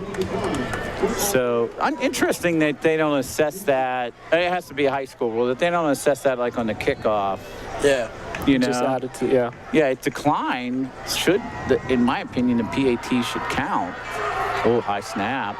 It's good again though. Got it down though. Yeah. Good kick and good hold from Liv Bigger and John Nonnenberg, and that ties the game. 6:39 to go. So far this year, Olivia Bigger is 9 for 9 on her extra points. She had 7 extra points against Franklin. So it's good to see that consistency is sticking in here with week 2. Right.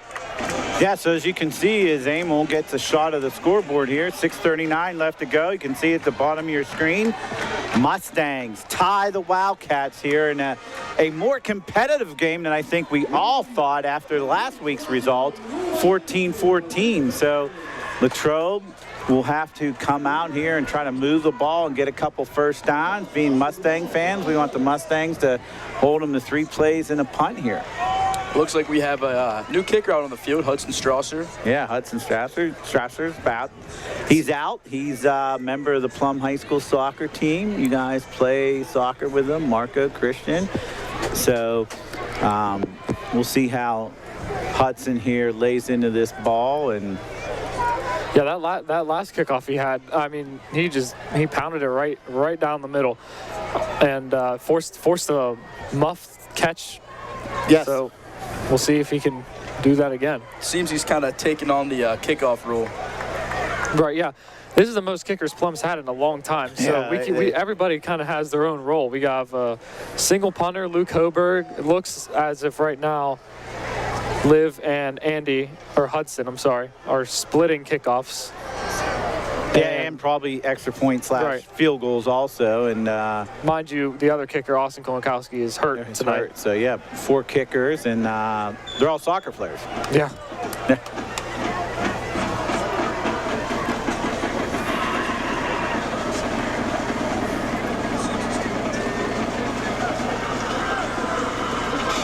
Line drive over the middle again. Oh, it hit him. That's a fumble. That's a live ball.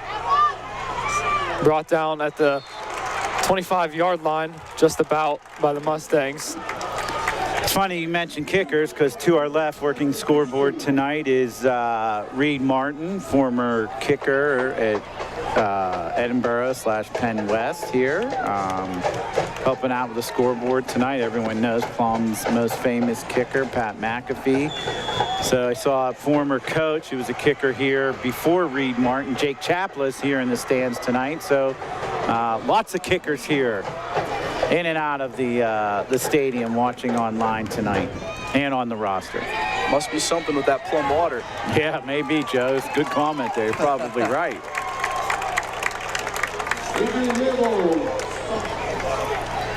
So that was a stop there. I don't think he gained anything. No, I don't. The scoreboard still says 2nd and 10. Stopped by a whole gaggle there of Plum tacklers as we're approaching the halfway point now of the 3rd quarter. As they snap this ball, it should be under 6 minutes. So interesting play call here for Latrobe with no game here. They're going to have to, being tied halfway through the 3rd quarter, they're going to have to pass the ball. They got number 85 in there too. That is 6'7", 240. yeah, 6'7" wide receiver / tight end, correct? Yes. False start. I do believe it was number 85.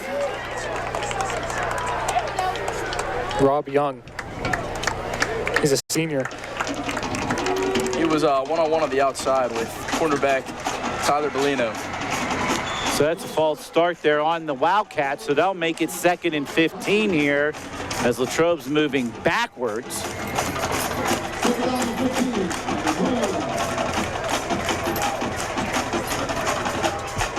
Latrobe's, they've been taking a little more time in their huddles recently. Yeah, well, it's a good point, Mark. I'm looking now at the play clock here. 4 seconds left. Yeah, they got to get 3, this off. 2, I don't even know if they notice. 0. Yeah, that's a delay game. I don't think they noticed. No, I don't think they know. As soon as you said it, I looked, and it was way down in single digits. So that'll be a delay game penalty against the Wildcats. So they'll make it 2nd and 20 now, as they're just moving backwards here to their, almost in the shadow of their own goalpost, as they're back at the 15. Yeah, this is definitely something the Mustangs wanted to come out early in this 2nd half with some fire, and they've gotten it. Yeah, I want to know that in that locker room, because there is a different feel to this game right now. They did something right. Good pitch and catcher. We saw that a couple times in the first half, guys. That tight end for the Wildcats there, number 7, Izzy McMahon. And that's a good play there to pick up back to almost the original line of scrimmage. Should be about 3rd and 12. Yep, you're right. 3rd and 12. So Latrobe has to make it out to the 35 here. Got to be a pass, right? You assume it's got to be a pass. I don't know. They have number 23, A.J. Yeboah, in the backfield, Yeah. so who knows what they'll do here. They're not going to pass them.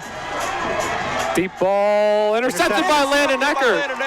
Oh, he got a gonna lane. He's take down it. right side. Play. He's still on his feet. Oh, good He's play, fighting back. Landon. He's He not might moving. take it He's all the fighting way. back. Brought down at the 8-yard line. Great Number play by 4. Landon Eckert. Oh, what a great play by Landon Eckert there. Great the whole interception, setting Plum up in the red zone. Changed the whole momentum of the game there. Great play by number 4, Landon Eckert. That's something you can't make up. You saw, as you can see from the live stream here, whole Mustangs bench, including the coaches, extremely excited about that play. Yeah, Landon just kind of dropped back in a center field position there, guys, watching it, on our live stream. So from the first half, they had a couple missed 4th downs that they didn't get, and an interception that was dropped. And now you can see in the second half, they're getting those 4th downs. They're getting these interceptions. They're getting these big plays that are changing the game. So Mustangs have it here at the 8-yard line. Huge momentum shift here. As you can see, 4:47 at the bottom of your screen. Hand off to Elijah Jackson, gets immediately tackled. I don't think he gained anything, Marco. Maybe made the line of scrimmage. Yeah, I wouldn't be surprised if he lost a yard, maybe even. Yeah, agreed. No, they got it at the 8 there. Yeah, gain 2. Gain of 2.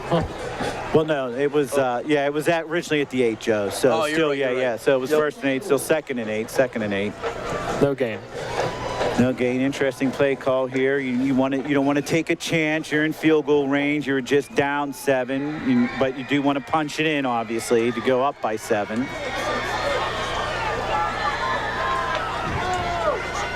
John's going to roll off to the left, and play. he's in. Touchdown for the Mustangs. Way to capitalize on that. Mustang offense capitalizing on a huge play by senior linebacker Landon Eckert. You just love to see the chemistry on both sides of the football here. Yeah, 100%. That Landon Eckert interception. I mean, the tide was starting and the momentum was starting to change anyhow in Plum's direction, but that kind of put the icing, that kind of put the turkey on the table, and then John Nonnenberg's quarterback scramble for 8 yards is almost the icing on the cake here to give Plum that PAT pending 21-14 lead. Liv Bigger to take the kick. It's up. She got it. She's still 100%. 21-14 Mustangs. Very big shift compared to the first half. Mustangs have come out with a very big bite in this 3rd quarter. And 4 minutes left, and they've had possession 2 times each now. Latrobe and Plum, and Plum has converted and Latrobe has not. So different teams we've seen this half. So we'll see how Latrobe reacts here.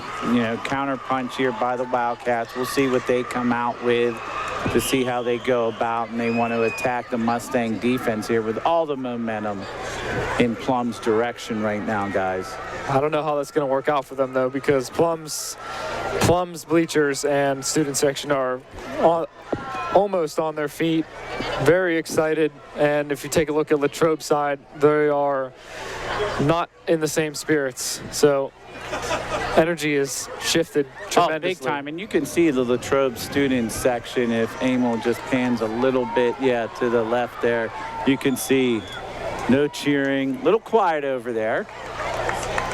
It really makes you think, these fans have an outcome of this game. Yeah, they definitely contribute a whole lot, especially when you're on the field as an athlete. When you hear the fans and you hear the band, it gets you going. So another line drive there by Hudson, and the Latrobe player was on his knees when he grabbed the ball, so it's down right there at the 23, 24-yard line. Yeah, Latrobe, they have some work to do now. Down by a score. Yeah, different position for Latrobe because they were up 7-0 and then they were up 14-7. So now down 14 unanswered by the Mustangs. Almost offsides there by the Mustangs. That cheering you hear is the Mustang student section. Stopped pretty quickly by number 11, Brendan Marston. Huge play. Yeah, good tackle there. Wrapped up almost immediately. I believe he might have lost a yard, or it was for no gain. I believe it was no gain on the play. Yeah, I think 2nd and 10, Marco. Maybe he might.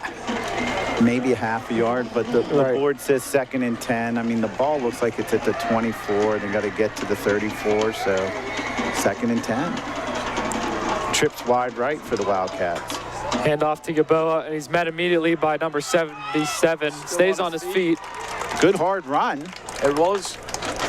Seems to get out to the 29, 28.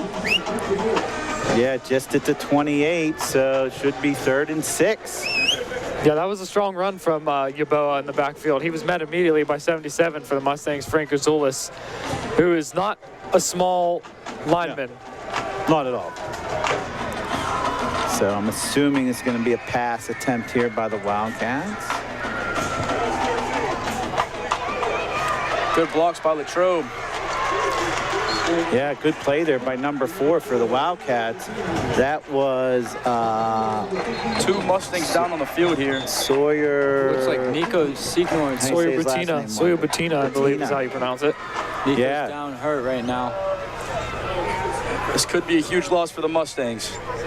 Yeah, we hope he's all right. But this will give both teams some time to regroup. For the Mustangs, they need to keep their energy up. Latrobe, they need something here. So see 2:37 left to go here in the 3rd quarter. And good first down, good pitch and catch there by the Wildcats to get the first down.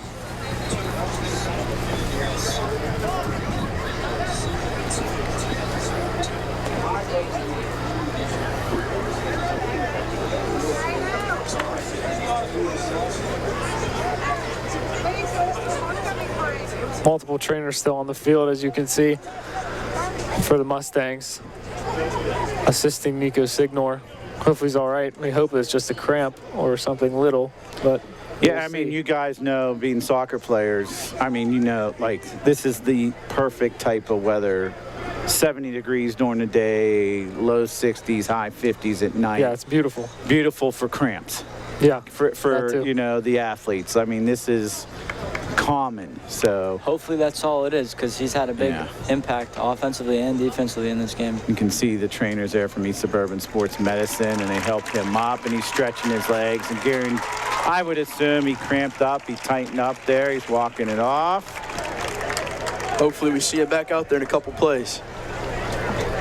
Yeah, get some water, get some electrolytes, and get back out there, as you mentioned, Joe. See, Matt Morgan not too happy here talking to the sideline refs. You can't see it on the screen, but he was giving him an earful there.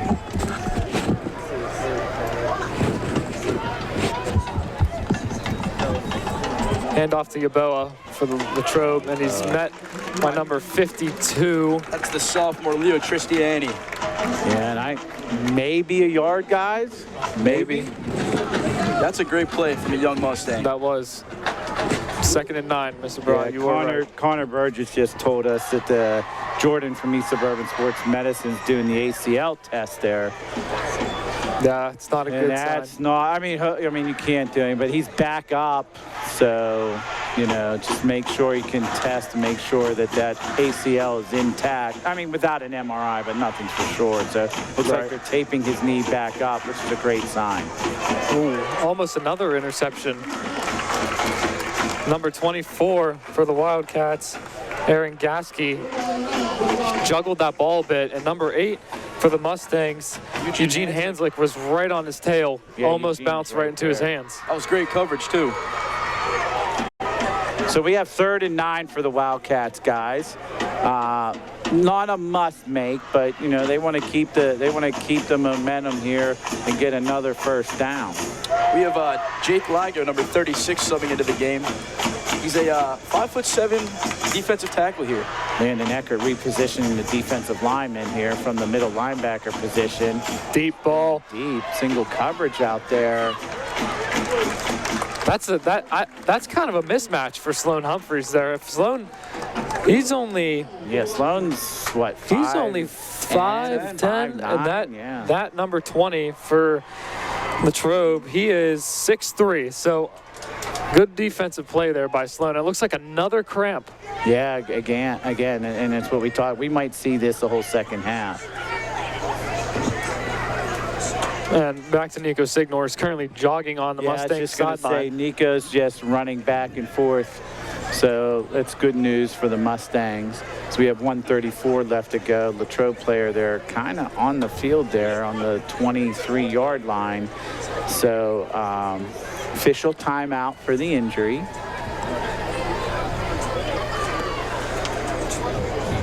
Yeah, this third quarter started off pretty rapid, but has slowed down due to injuries. To a snail's pace here with the couple injuries, couple incompletions. As it is red, white, and blue night here, the theme tonight for the Mustang student body. Don't know if Latrobe has a theme over there, guys. I don't.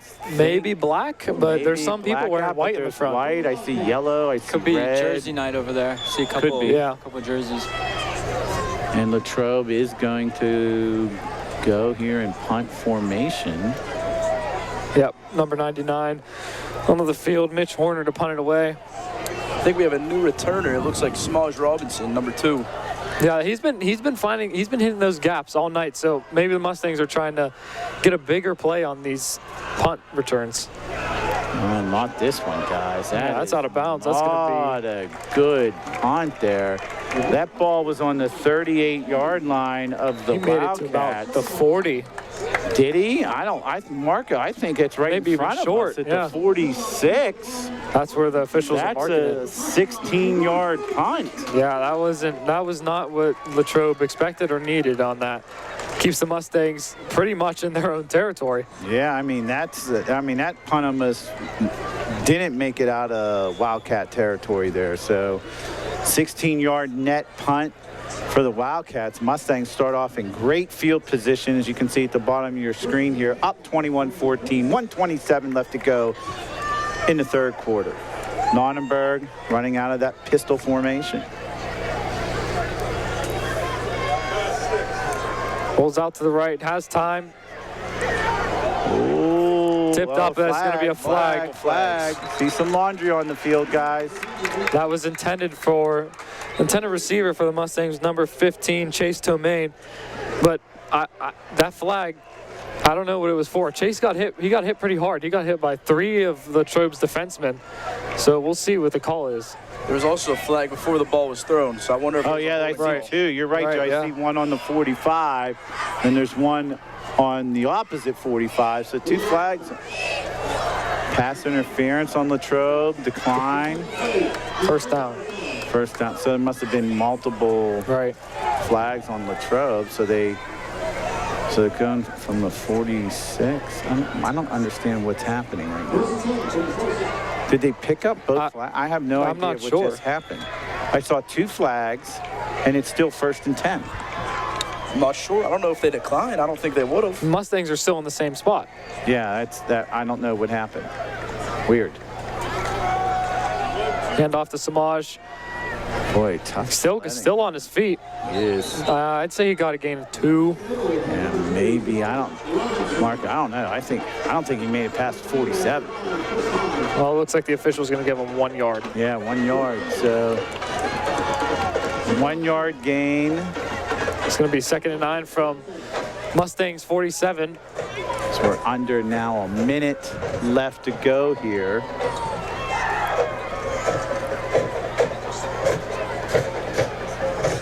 Second and 9. Yeah, the Mustangs are in no rush here. No, they don't need to be in a rush. Looks like a pass play here. Oh, no. Oh, no. Interception. Number 35 for the Wildcats, still on his feet, still pushing, finally brought down. And that brought the student body for the Wildcats to life. His interception there by the Wildcats. 17 seconds left to go in the third quarter. And the Wildcats are almost in the red zone here. I think at the 21-yard line of the Mustangs. Great field position, exactly what they needed there. Nonnenberg with the interception.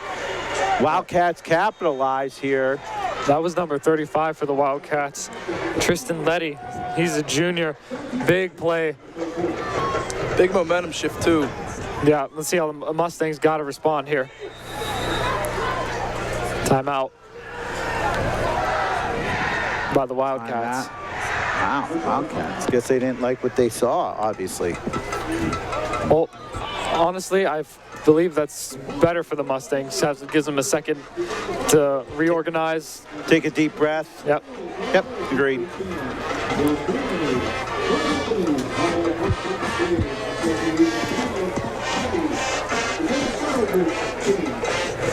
Nico Signor still on the bench on the sideline, helmet off, still has his pads on, but he's still talking to a few of the trainers, so we'll keep you updated on his status. Looks like they're still talking about knees, ACL, as you can see Austin Kolonkowski down there.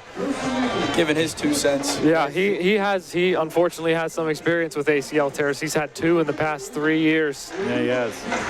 You can see Matt Gates from there from East Suburban Sports Medicine to his right. So we'll see what's going on. Austin Kolonkowski to his left. And here come the Wildcats. First and 10, 17 seconds left. Hand off to Yaboa, finds the right side, brought down by 2 Mustangs, number 10 and number 8. Raphael Still and Eugene Hanslick for a gain of... Looks like he got 4. 3. They're going to give him 3. He got 4. That'll expire the third quarter. Switch sides. Yeah, so it's going to be an exciting fourth quarter, guys. The Wildcats driving in the red zone. Close Mustangs with the lead, 21-14. Yeah, this is going to come down to the last minute. Now we see the Mustangs. Another cramp on the sideline. You can't see it from the camera right now, but looks like lineman Frank Rizulis is getting his calf stretched.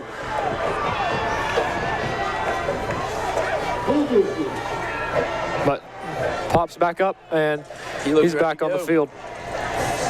That's going to be the Mustangs' only real opponent other than the physical Latrobe team. They got to make sure they can stay on the field, especially those key players. For sure, that injury bug is a killer.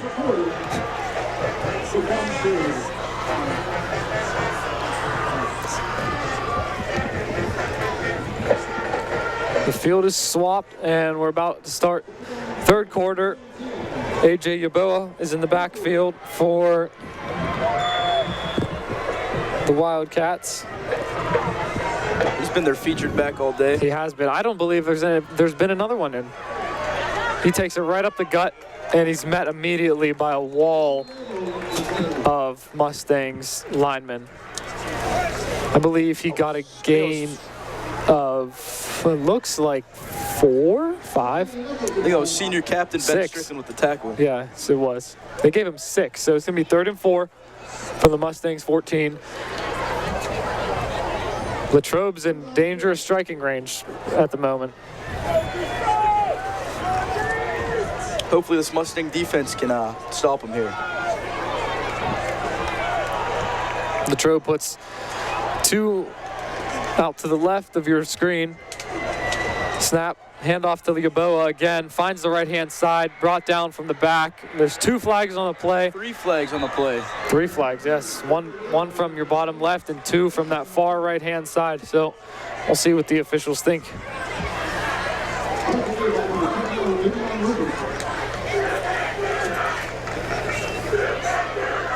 Looks like the Latrobe student body is chanting, "You can't do that." So I'm assuming that this is going to be a penalty on the Mustangs. But We're about to find out.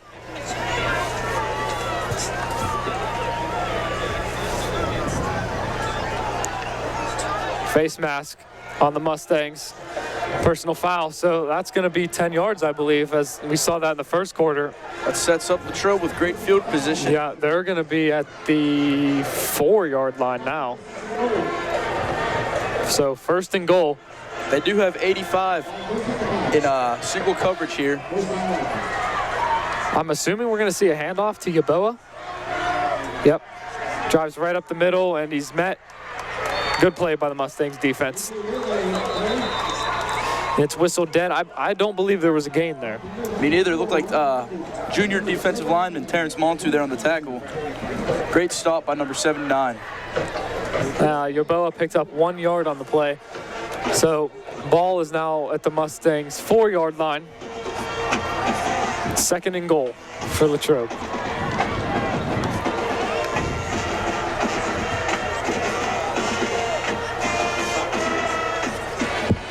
Another big stop here for the Stangs would be huge. Yeah, they need it because obviously Latrobe's in field goal striking distance. So direct snap. Tavon Rupert with a huge tackle. Very quickly he snuffed that play out. Came right across the edge. Yeah, he was ready. He was ready for that. 51. He was ready. He was there. That's going to result in a loss of 1 yard for the Wildcats, and now it's 3rd and goal from the 5. I think you expect the pass here. You know, 3rd and 5, you need to punch his ball in. So I agree. Hopefully these Mustangs are ready for it. 10 minutes remaining in the 4th quarter. As Latrobe gets into formation, Yeboah on the backfield yet again. As Joe mentioned, we don't know if we're going to see a run here because they've been inefficient with that. Close in, and it's not going to be a run. It's going to be a pass. Caught short of the end zone. Great play. No by touchdown. 11, Brendan Marston. Made sure he did not cross that line. Yeah, that's a great play. Official's going to mark him down at the 1.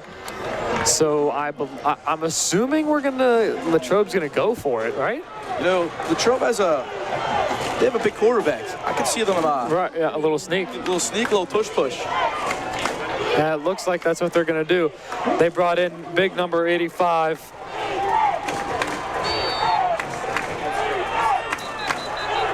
Rob Young. So he's lined up on the right-hand side. And so far, they've only used him as a decoy, so maybe we'll see something change here. But again, like I said, you know, number 13, Dom Scarton. You know, he's a big boy. He's been playing well tonight. You might see a QB sneak. Yeah, their quarterback listed on our roster here. He is 6'3", 220. Yeah, he's a big boy. So, like Joe said, I wouldn't be surprised if we saw a little push action.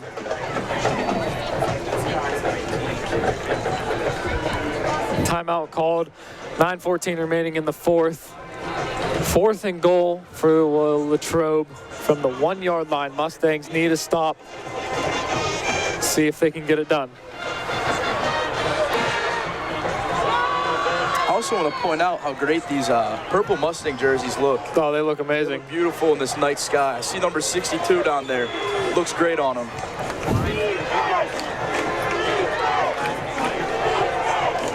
Mustangs line up. Student section for the Mustangs and Latrobe are both on their feet now. American flags are waving here tonight. They are. And it's going to be punched in for a Latrobe Wildcats touchdown. I don't know who it was yet. That was a great play call because I thought the quarterback had the ball there. We're going to check the replay. And we'll give you...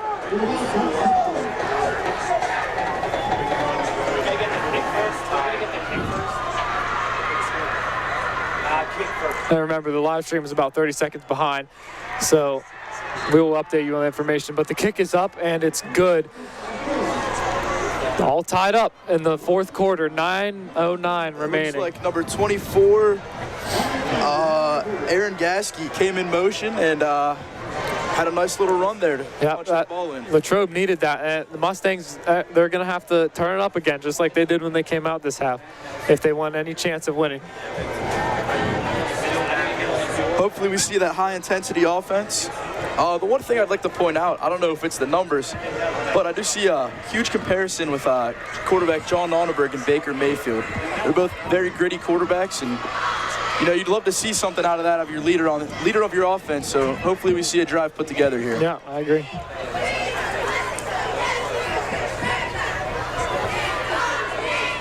And like we've seen early or all game, Latrobe's kicker has been just line driving over the middle, and it's only going about 40 yards. So I mean, the Mustangs they've got to read this, that this is most likely going to be a short kick on the ground as he lines up short, and it is. It's going to take a Latrobe bounce. It's whistled dead at the. He said his knee was down. I guess so. That was Samaj Robinson with the reception, and they're going to keep him at the 18-yard line. So Mustangs will have 1st and 10 from their own 18. It looks like wide receiver number 29, Eli Matulski's on the field. He had a nice catch earlier, hauled a 6-yard pass in. Hopefully we see some more production out of him here in this drive. Yeah, Mustangs got this. I believe this is the Mustangs' longest field position all night. So we'll see what they can do here. They have 9 minutes to work with. Hopefully we can drain the clock a little bit and get 6 up there. Snap taken, and that's handed off. I believe it's Samaj. It's a great first down run, though. I'm sorry, it was number 9, Elijah Jackson. Great run, got 3 yards for the Mustangs. 2nd and 7 from the 21.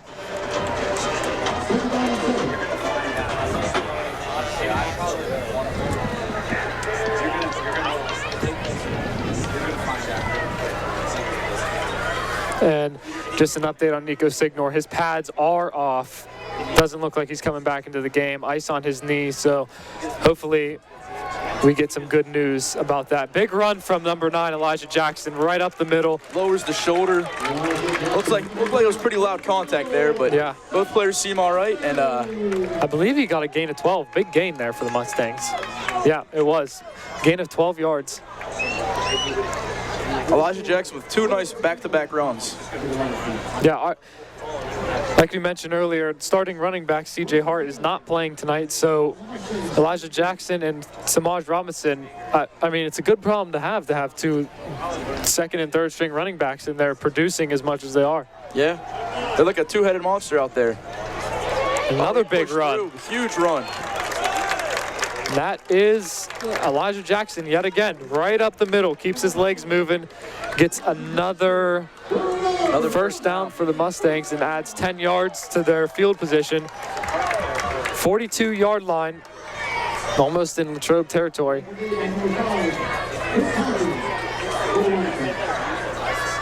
Brendan Marston on the bottom right of your screen, 1v1. So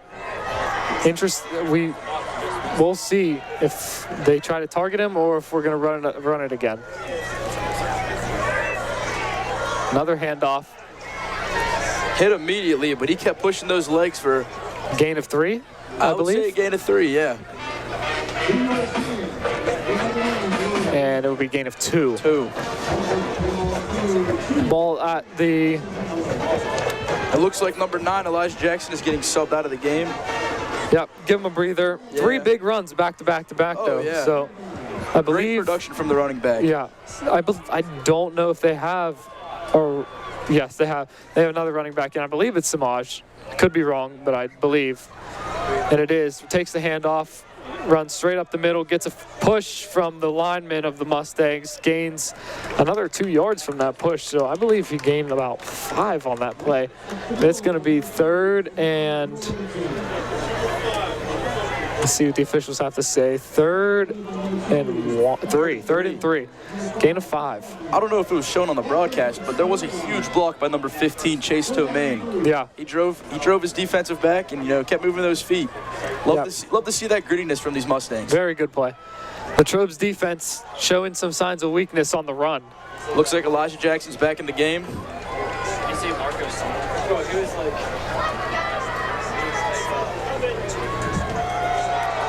They're going to hand it off to Elijah. Met immediately, keeps his feet moving, gets the first down. That's a great play by number 9. 6 yard, I believe it's a 6-yard gain. First and 10 for the Mustangs. They're going to mark him at the at the 44-yard line. Looks like wide receiver Chase Tomaine subbed out of the game, and Eugene Hanslick is in.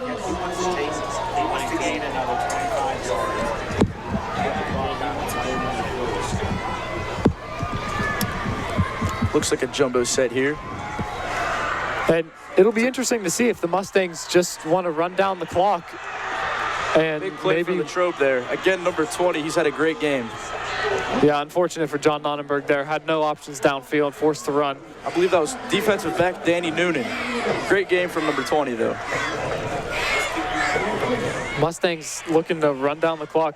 They've had, what now, 5 run plays in a row? I believe so. Have not seen the ball in the air this quarter yet. I think the game plan is try to run it down as much as you can, kick a field goal, and hopefully get a stop. We are down to 4 minutes, and it looks like 52 seconds, so hopefully we can get a first down. And another handoff to Elijah Jackson. I believe that was Samaj. Oh, fighting for yards here. Yep, you're right. Handoff to Samaj.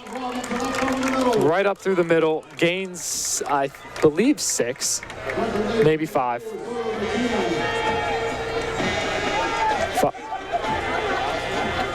That was an 8-yard gain of 8. Wow. Samaj is out of the game now.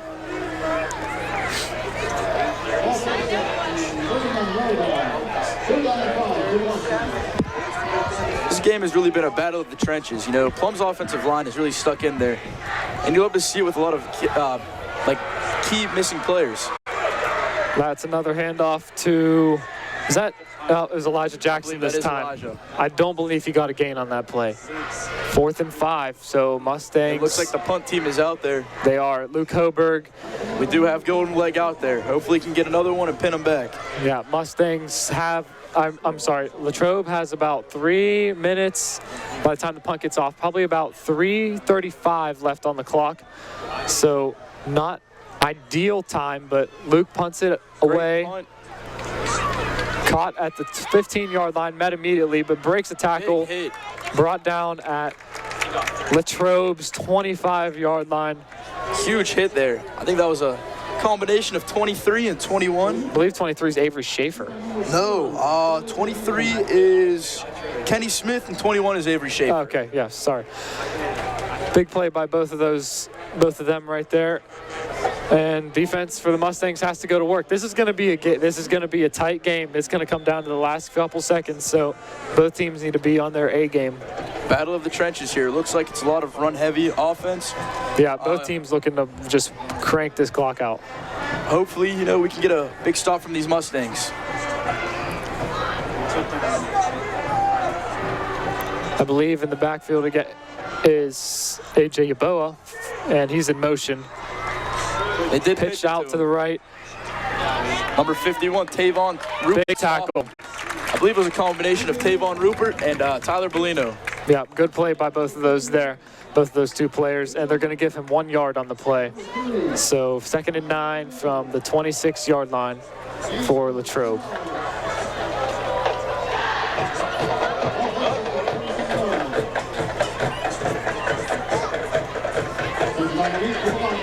Latrobe's sideline looking much more lively than they did at the beginning of this half in the 3rd quarter. So they've found some steam, and they want to win this game just as bad as the Mustangs do. It's going to be another handoff to Yaboa. Hits a big gap in the middle, but gets a gain of about 5. They're going to give him 5 yards. 3rd and 4, I'm sorry. 3rd and 4.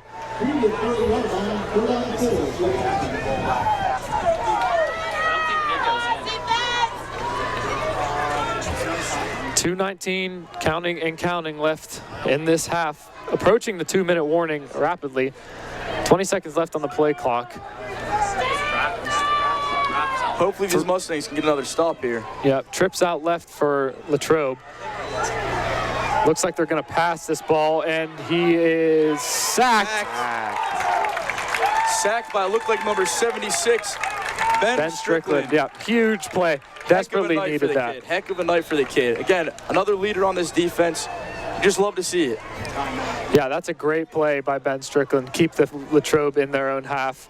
Don't let them get any forward plays.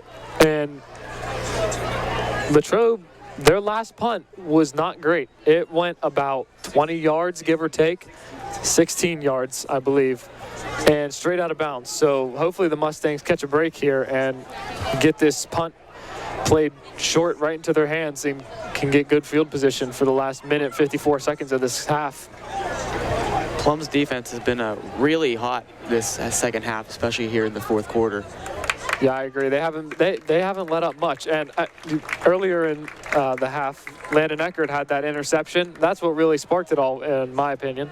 That was a huge momentum boost. Huge momentum boost. I'd like to point out former Whippeal Player of the Year, Jake Domkowski, former Plum baseball player, is in the house tonight. Congratulations, Jake, for last year's accomplishments, and good luck in college. Number 99, Mitch Horner back to punt for Latrobe. It looks like Sloan Humphreys is receiving the punt again. I wouldn't be surprised if this ball bounces before he even gets to him, but we're about to see.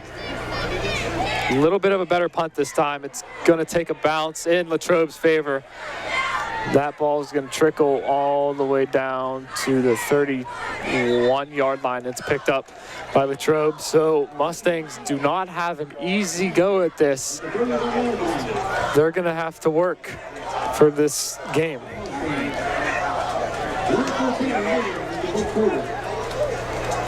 Do we think they're going to run it again? I honestly feel like the Mustangs need to show a little bit of aggressiveness here.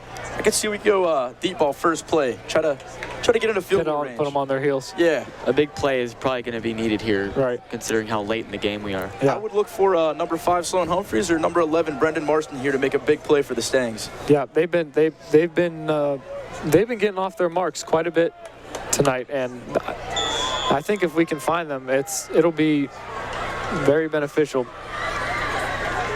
And we saw last week, Nonnenberg had confidence with the deep ball. Yep, and we called it, and it's looking for Sloan Humphreys, overthrown. Just out of reach.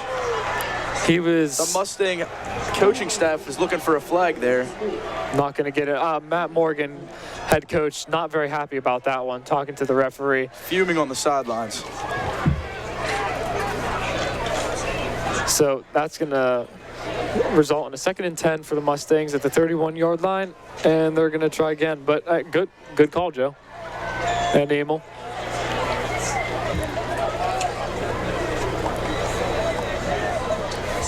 Number 2, Samaj.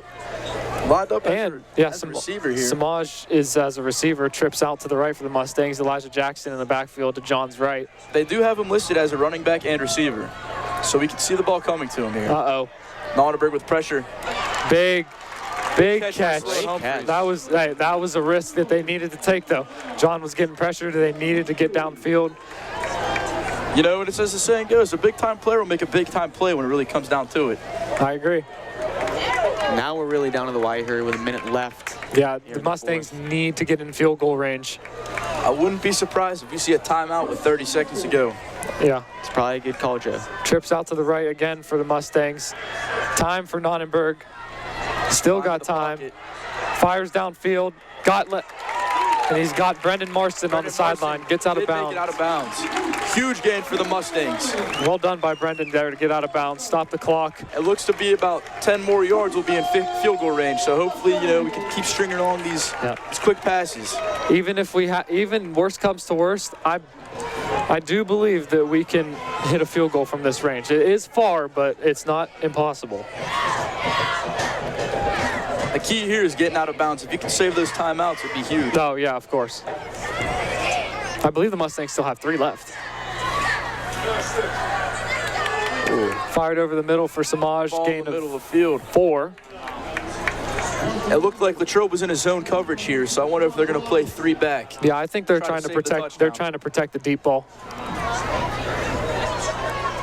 Mustangs, I believe, called a timeout here. We have 33 seconds left in the game. Hopefully, we can see some magic from Nonnenberg and the boys here.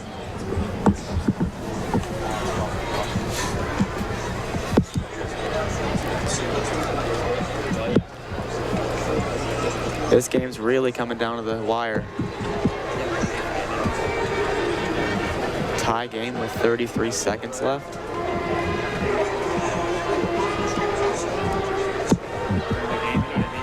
Certainly a good home opener for the Plum Mustangs.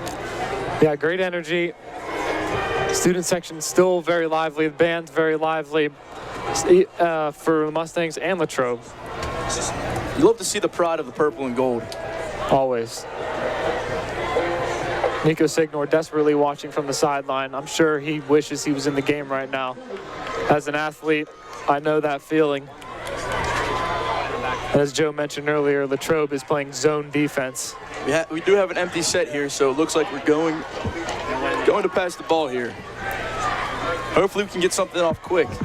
Yeah, and our camera operator, Parker Barat, just mentioned that there is no one in the backfield, so if they want to look there, they can, but we'll see. No one lined up behind John, so it looks like he's going to pass, or he's going to run. He's going to run.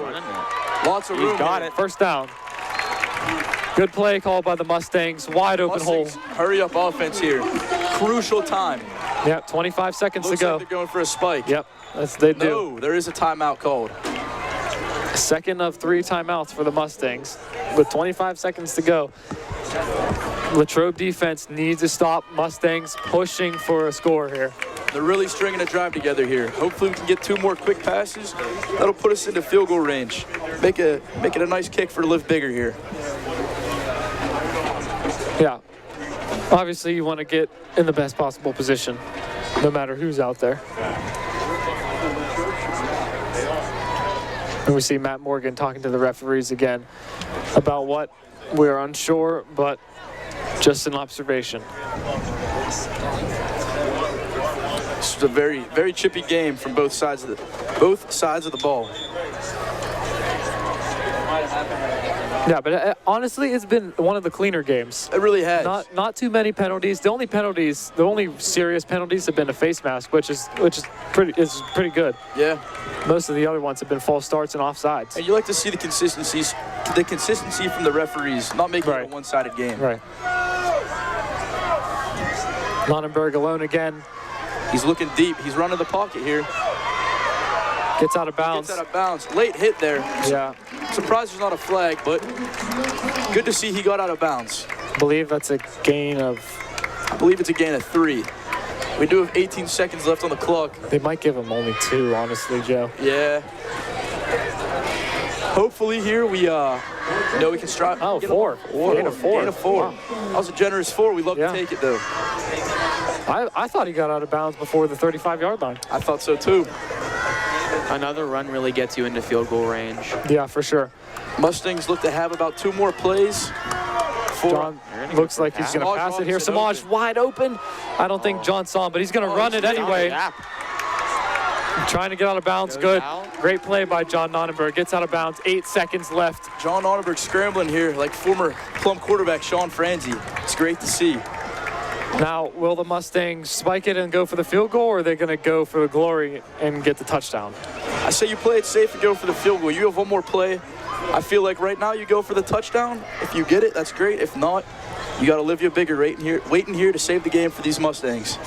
The only question is, if they do go for it, which it looks like they are, can they get out of bounds in 8 seconds? I think it's touchdown or bust. Yeah, unless they spike it. But does not look like they're going to. It looks like Latrobe is coming with a blitz.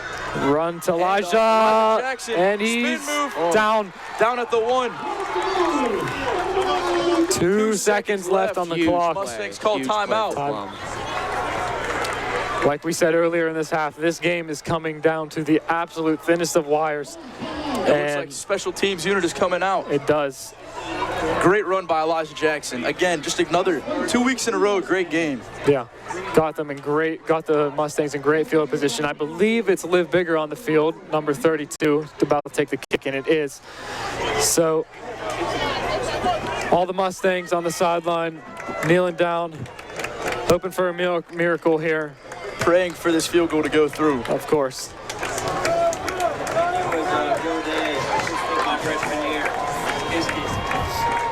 Mustangs are ready. Going to be taken from the right hash. 2 seconds left. This is going to be the last play of the game. Nonneberg is the holder on the play. Ball at the 3. Everyone here on their feet.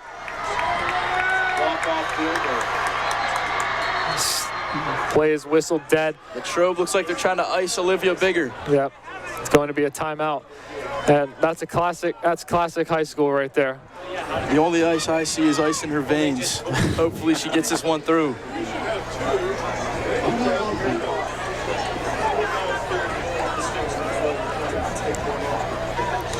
Yeah, only thing for Latrobe here, they're praying and hoping for a block or a miss or a fluke miss.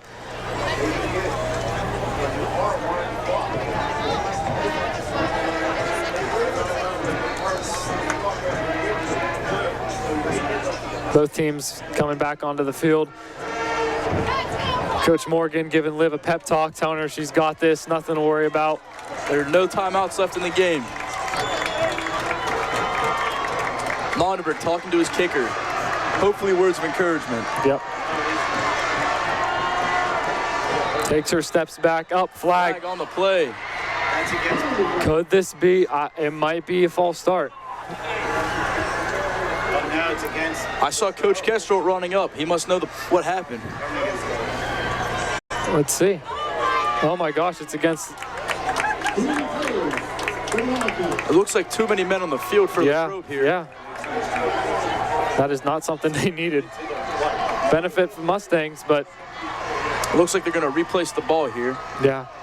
I mean, this field goal has been awaiting now for about 5 minutes. Yeah, lots of confusion on the field. There's been 2 timeouts and 1 or 2 penalties. Another Latrobe player running off the field. Man, I wonder if they had 14 out there. I don't know what's going on. 300. I believe they have 11 now, so hopefully no more penalties and we can just get this over with. And this might be the longest 2 seconds of all time. Oh. 3-2 here. Oh no, she hit the post! The kick is no good. Oh no.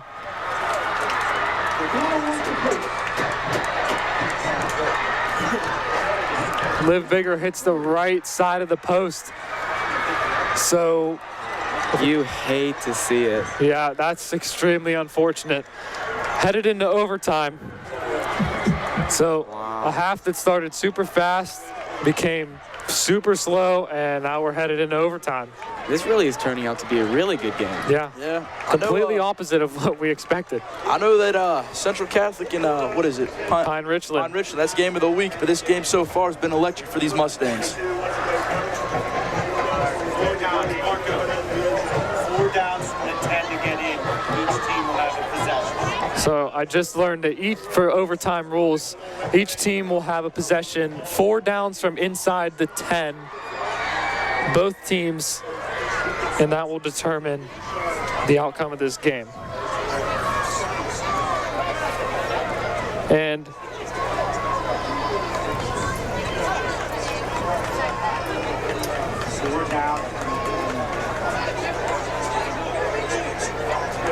if you were wondering, Pine Richland versus Central Catholic, it is also a close game, 21-20 Central Catholic. I don't know how much time is left, but as you can imagine, good game happening there, as well as here at Mustang Stadium.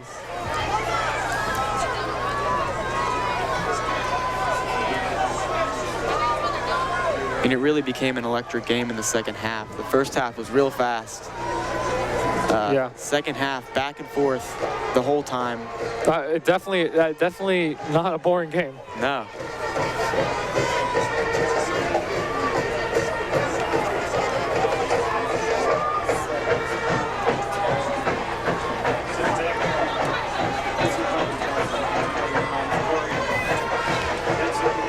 So we will see Sloan, Landon, and Ben as our 3 captains headed out for the coin toss for overtime. Number 9, number 20, and 79 for Latrobe, who is Luke Tomko, Danny Noonan, and Lucas Kolink.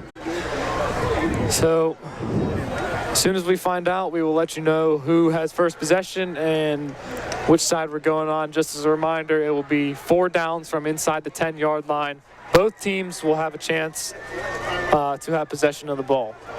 Again, I just want to point out how chippy of a game this has been. It really has been a masterpiece tonight from both sides. Latrobe and Plum, you know, you just love to see great high school football. Yeah, for sure.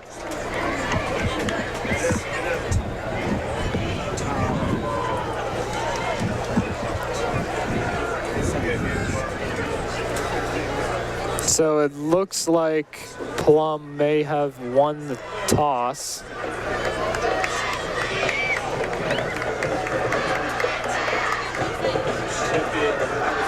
I believe Plum's going to take the ball first. Let's get this offense rolling here. Yeah, Plum offense heading onto the field.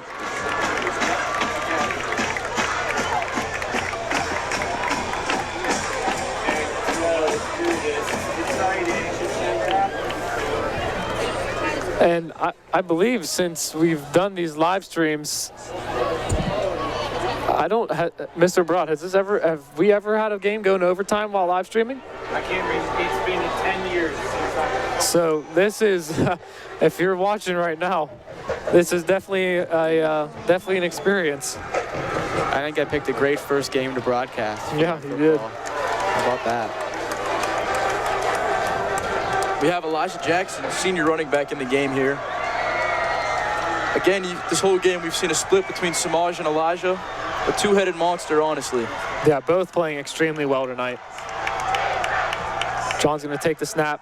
Pass out. Oh, almost right through the hands of Sloan Humphreys. Late hit penalty. Very late hit. Nothing from the referees. Penalty. That Plum sideline is furious. They believe that there should be some kind of call, and I agree with them. That was very late. He took out Sloan's legs. So, 2nd and goal from the 10 for the Mustangs. Let's cash it in here. As you see, there's no time on the clock. It is just strictly 4 plays. Do or die here. Yep, it's sudden death. Whoever scores, scores. I don't know if there's a field goal included with that. I believe the team can choose probably on 4th down. I think so, yeah. Elijah Jackson lined up again. Not going to get it. John rolling to the left, pressured. Throws it up, back of the end zone. It's caught! It's caught by Sloan Humphreys. There are his feet down. Touchdown That's an for the Mustangs. play by quarterback John Nonnenberg. Great catch by Great Sloan. play and great catch, getting those feet in. Sloan barely on the outside of the end zone, gets his feet down. Unbelievable play by these Mustangs. Yeah. Again, it just goes to show the effort and chippiness that they've put into this offense. It's head and shoulders better. You just love to see it. That Sloan's had a great night tonight. That's his 2nd touchdown for the night. Liv heading back out there to redeem herself. Hopefully she can knock this one through. And now this forces Latrobe. They need to score a touchdown on their portion of the drive. Kick is up. Got it. This time she knocks it through. 28-21. It's going to be tough for Latrobe here. Plum's defense has been blocked. And now the momentum is in Plum's favor after that score. So very, very interesting as what's going to happen here. It looks like we're going to stay on the same side of the field. Yes, we are. This time it will be Latrobe's ball. Mustang defense coming out, getting the pep talk from the coaches. 4 stops here. Yep, they need 4. They need 4 stops because, as you know, field goal will not cut it for the Wildcats. They need to score.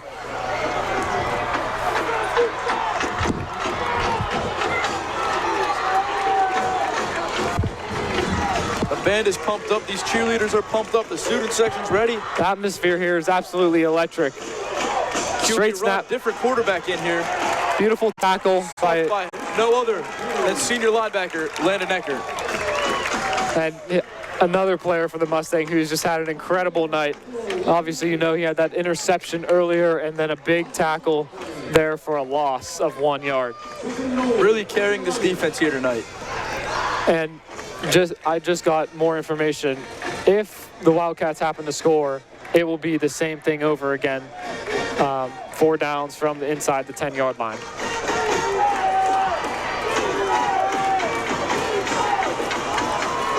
And the Plum sideline and student section is absolutely livid right now. Almost in. That's AJ Yaboa for the Wildcats, and he's tripped up barely at the 4-yard line. Almost stumbles in. We do have a third down here. They have 2 more plays, 3rd and 4. Latrobe looking to punch it in. Mustangs looking to seal their record as 2-0. Starting quarterback Dom Scarton back in the game. Yeah, he's a bigger guy than number 5, Chris Cochran. They have Chris Cochran listed as a running back and linebacker, so I wonder if that was a Wildcat play. Right. AJ Yaboa, it looks like he stopped. Wow. The Mustangs look like they held him. Great play by Plum. He stopped at the 1 or 2 yard line. Be close here. Last play of the game, Latrobe either to push it to another overtime segment or Mustangs stop and they improve to a record of 2-0. It looks like the Mustangs just subbed out defensive back Brendan Marston and put in defensive end sophomore Leo Tristiani. So I wonder if they're going with a heavy setup to try to stop the run. They definitely want to load that front line. For sure, trying to force Latrobe almost to throw the ball here. I wouldn't be surprised if we see a handoff to Latrobe's running back, Yaboa. Me neither. I also wouldn't be surprised if I saw number 24, Aaron Gasky getting the ball. He's gotten the ball all night. I agree. He's done well with it. Latrobe takes a timeout.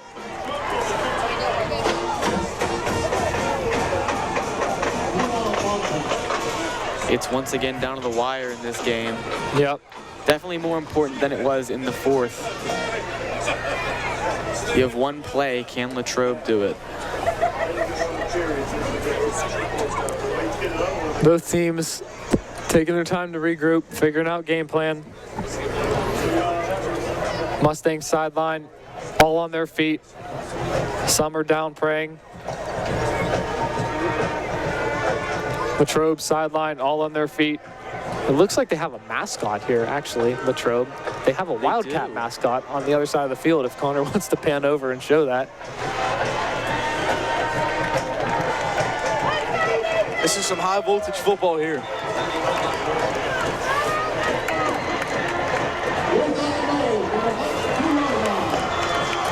Again, going with a heavy set out here.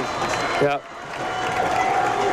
Plum's section of the bleachers is absolutely going crazy right now. It looks like 24 was talking to coach for a while. You could see him getting the ball here. He's been featured all night. A big stop here would be huge for these Mustangs. Last play of the game. Takes a snap, hands it off to Yaboa, and he is in. He's in for the score. Looks like we're going into double overtime. So Mustangs and Latrobe gonna have to stop each other once again. Well, they do have to kick the extra point. Yeah, you are right. This is true. The special teams could come out here and make a stop. And we saw earlier, anything is possible. This is true. A bad kick definitely can happen. Number 99, Mitch Horner, and flag bangs the field goal. It looks like they'll be back another 5. Flag. Illegal man in motion, I believe. Yeah, they're backing up. So it looks like they were trying to make a sub, and he just couldn't get off the field. I'm not sure. Same thing is from the Plum field goal. They just, at the last play of the game, they just can't figure out these last minute. No. I don't know if it was too many men on the field or if it was illegal motion, but they're back now. It's going to be a more difficult field goal for number 99. Maybe these Mustangs will get lucky. He's got it again, though. So we're going to get through this again. To double overtime we go. Mustangs 28, Wildcats 28, double overtime.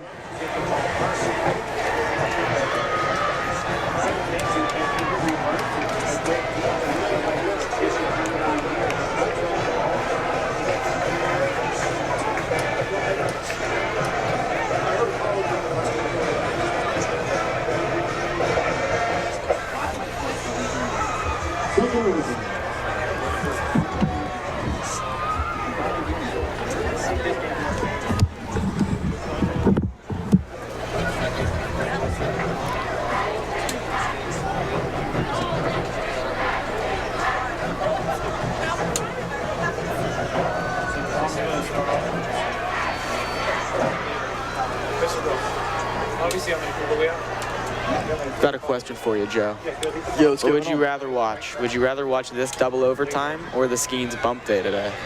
I'd have to say Mustang overtime. I think that's the right answer. Even though the Pirates are up 4-2 right now in the 9th.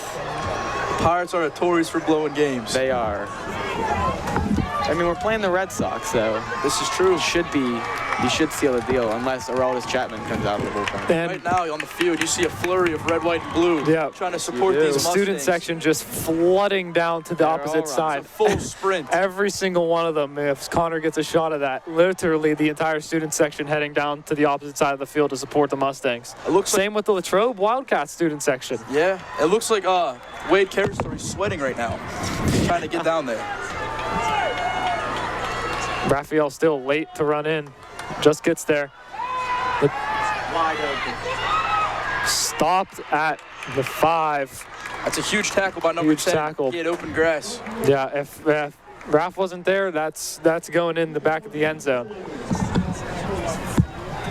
Interested to see if Latrobe's going to run it this time. AJ Yaboa back into the game. And still, we have Mustang student section flooding over to the far right side of the stadium. I'd say there's probably a couple hundred people just flooded, just rushing down onto the fence to watch this. Yeah, it looks like the whole entire student body, actually. Yeah, Yeah. literally everybody. Which is just keep not a coming. good, that's bad fire hazard there. You're not allowed to be on the gate. Yeah, I don't know how. Oh, and here comes the band. You serious? Yeah. Wow. Plum Mustangs band now running down the track with their drums and Connor will get them. instruments. This football team has all the support of the entire If town. this game couldn't get more electric, Yeah, I agree, Emil. Like, this is definitely one for the ages here. Is that now Latrobe with a 5-yard gain and then that 5-yard penalty, Joe. So we're 2nd and 10 here. Double overtime, 28-28. Hand the ball off. Hand off to, I believe, Yaboa. Yaboa Great again. run. Yeah, It seems like as the game has gone on, he's just gotten better. I agree. yeah, their line's big, Joe. Oh, and you know, we're in double overtime, so I think the Mustangs might be wearing down a little bit here, but gonna have to make a stand here. 3rd and 4.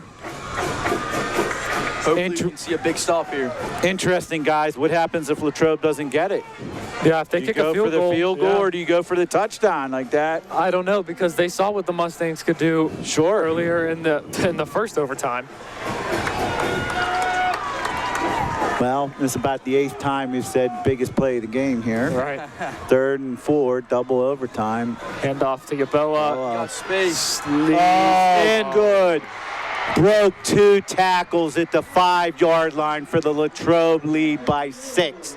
34-28. Now this forces the Mustangs. They are going to need to score, just as they did to Latrobe earlier. So, Yeah. And they'll have 4 down. Obviously, they'll have 4 downs to do it here because they know what's ahead of them here. Right. PAT pending. drills it. That's good. 34-28. 35. 35, I'm sorry, yeah. No, that's okay. So we have 35-28. Nonnenberg will lead the troops out. Mustangs ball at the 10-yard line. Double overtime. Mustangs have 4 plays to try to send this to triple overtime.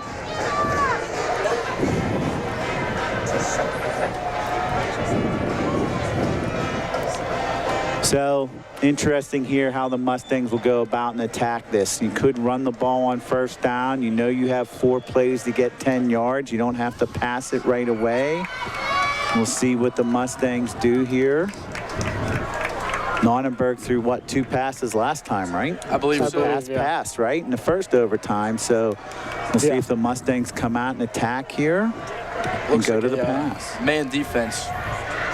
Handoff. Nope.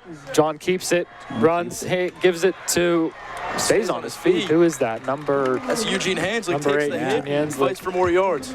Yeah, I think Eugene, guys, he got down to at least I think the 5. Yeah, they're maybe putting him at the 4. Yeah. They're going to give him the 4. These gritty Mustangs, the fight's not over with them. No, I agree, Joe. Good call there. Now we have 2nd and 4. You got 3 plays to get 4 yards here. I wouldn't be surprised if the Mustangs go for a run here. They got Elijah Jackson in the backfield right next to John. I agree. I agree, Marco. That's what they're going to do, but he stays on his feet. He's just short. Yeah, I think he Just got down short. to the 1, maybe. I think it's in between. They might give him the 1.5, but they're probably going to mark it as 2. Yeah, I think you're 2. right. Yeah, right at the 2. So it's 3rd and 2 at the 2. 2 more plays to go. Once again, wouldn't be surprised if they run it. I was told earlier this week that we have a special set with linebacker Landon Eckert. Well, guess who just ran into the game? Did he really? Yeah. Oh, good call, Joe. He's the epitome of purple and gold. Yeah, there he is. Guess who's right in the backfield? Dot in the eye here. Deep backfield. Landon Eckert, number 4. You can tell he wants it. Oh, they He's give it to pushing, the up back. push, He's push, pushing. push. They did the tush push there, and Latrobe shuts the door, and the Mustangs might have lost a yard, guys. That puts the Stangs in a pickle here. They need, last play, they need to score. Landon comes out, Sloan, and number 29. Actually, I think they gave him back the line, maybe a half a yard. Well, they're marking him at the 1. Yeah, he might have got a yard. 4th and 1. So it's 4th and 1 at the 1. If the Wildcats stop the Mustangs, the game is over. If the Mustangs score and connect on the PAT, it will go to triple overtime and timeout Mustangs.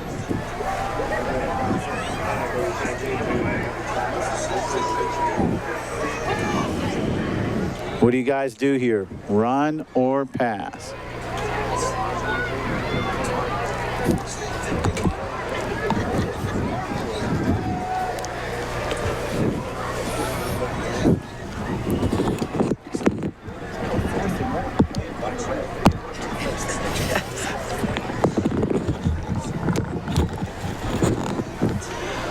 What do you guys think here? Let's take a poll, the 4 of us. Run, pass. Emil.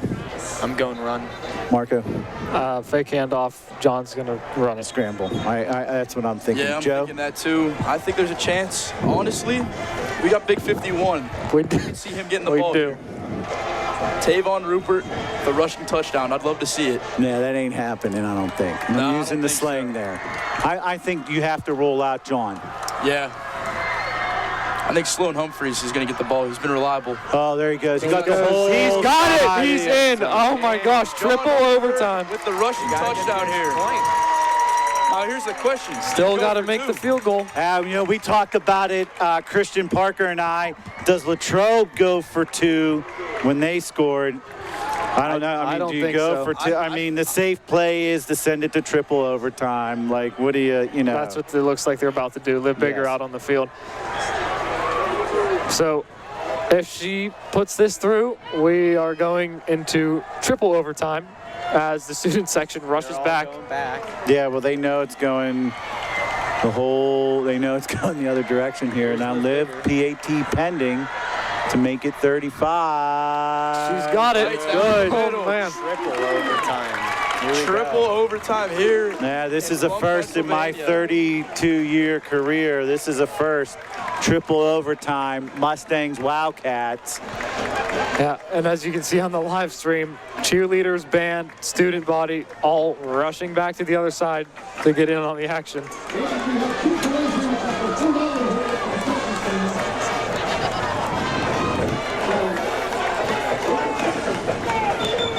Just a flurry of red, white, and blue. It's beautiful to see. Yeah, I believe Mustangs will get the ball again first. Yeah, Mustangs. Now, I'm curious. Like, I was just talking to Reed Martin. I don't, do they do it again? But I believe you have to go for 2. Right, it's either after the 3rd or 4th series. I don't know that for sure, so we're going to find out, though. But the Mustangs will start with the ball first this time. And it looks like it's going to stay. I'm sorry, Joe. I feel like these Mustangs got to go for 2 no matter what here. Yeah, and the whole student body ran back to the stands, Yeah. and they're going to take place down here. So I think they're all going to come running back. Connor, film this, please. The whole entire Mustang student body is running back. After they just sprinted down to the other side. Sprint here. And it seems like there's a problem out there. Latrobe, they're talking to the officials here. Yeah. Not sure what's being said, but it looks like there's some type of confusion, so hopefully we get that sorted out.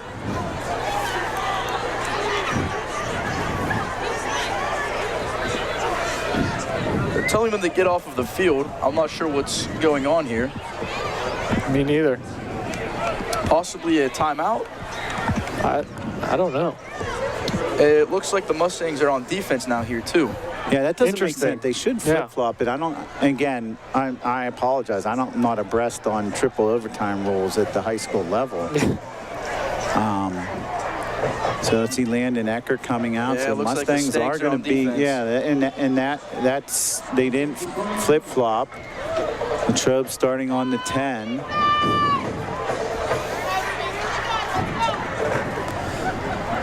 Yep.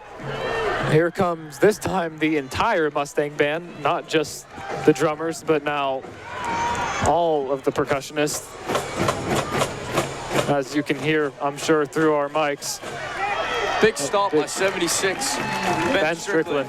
Yeah, huge Ben stop. Strickland was all over that on the weak side. Gain of 1, maybe. 2, it looks like 2. You have to think, though, now, both of these defenses are realizing what the opposition's offense is. So, Sure. could we see a trick play? Could. I feel like especially in gutsy. triple overtime. Just joining us, 35-35, triple overtime right now. Wildcats with the ball, 35-35, as you can see at the bottom of the screen. Quarterback keeps it, fires to the back, caught. Great catch. Great catch. He caught that in between 3 Mustang hands. He did, and That great was- play there by Landon Eckert to tackle him. Stop him from the touchdown. There Yes, was a he did. flurry of purple there, though. I was surprised we didn't come away with that ball. Yeah, it was extremely close. Interesting play call here, guys. Let's do a real quick pull. You're Latrobe. What are we doing here? Run or pass? Emil. I think you run it. I think they use their running back they've been using all game. Yeah, I agree. Yeah, you go to the bread and butter here. Marco? Yeah, I'm gonna just to go opposite. They're going back right in the end zone. Throw. Wow. I'm thinking it might be 4 downs. There's the there you handoff. go. He's in. He is in. Easy. Yep. This is gonna force the 79. Mustangs to score again. Now I'm curious now, is it, yeah, it's extra point. So that makes the score 41-35. PAT pending. Puts the Mustangs up against the wall. They'll have 4 downs to get a touchdown. I'm surprised there actually wasn't a personal foul called there. I did see, after the whistle, block was going still. Extra point is good. Good. So we have 42-35, guys, as you can see at the bottom of the screen. Mustangs, again, in the same situation they were in second overtime, have 4 downs to get 10 yards. I think here, if you're the Mustangs, you score, you go for 2. I don't know if they want to do that though. I'm thinking I'm passing on the first play. I put Marston or Humphreys in a slot. I play action, throw it, 1 play, boom, and let's go. Let's move to quadruple overtime.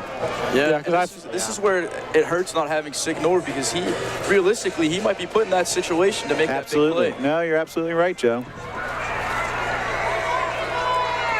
We have junior wide receivers Chase Tomain and Eli Matulski on the field out here. Yeah, Marston wide right. Humphreys in the slot. Humphreys slot.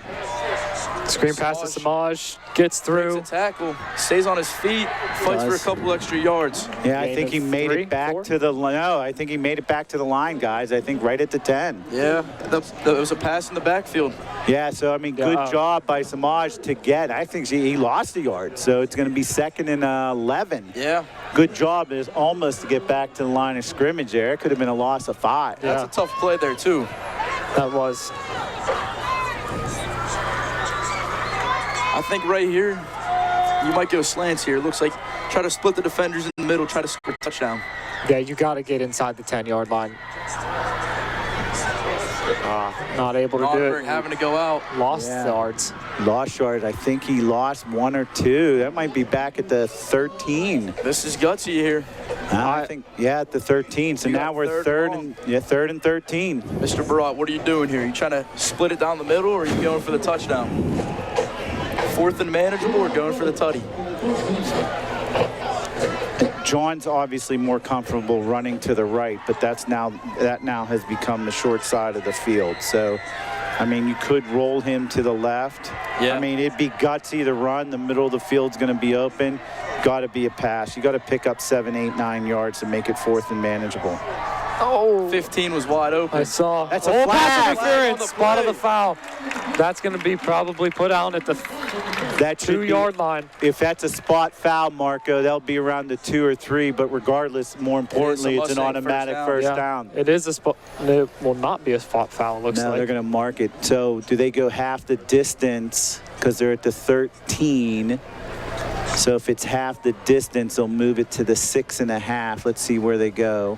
Looks like 6.5. No? Yeah, 6.5 here. Yeah, I think 6.5 or 7. Yeah, it Yeah, looks about like- to 6.5. So Yep. it'll be first and essentially, we'll say short 7 or long 6. I'm surprised we're But it throwing shouldn't the be ball here. third down. I That don't should be know. an automatic Yeah, I'm first not down. sure. Why is it third down? I'm confused, guys. Oh, he has all got day to run. space. Incomplete. I thought it would be an automatic first down because it's a personal foul. What am I missing? Marston's trying to fight his case here. I don't know. We can look at the. He's screaming it's a catch. Yeah, I don't know. There obviously is no replay here, so we have our own. But for the referees, Is it not an automatic first down? Mustangs are going to take a timeout. It's a non-automatic first down on the pass interference. I stand corrected. So we're going to watch a live stream here, guys. I blew it up on the computer. Brendan Marston says he had the ball. We'll see if Connor has it here as we're watching the live stream replay here as Nonnenberg rolls to the left.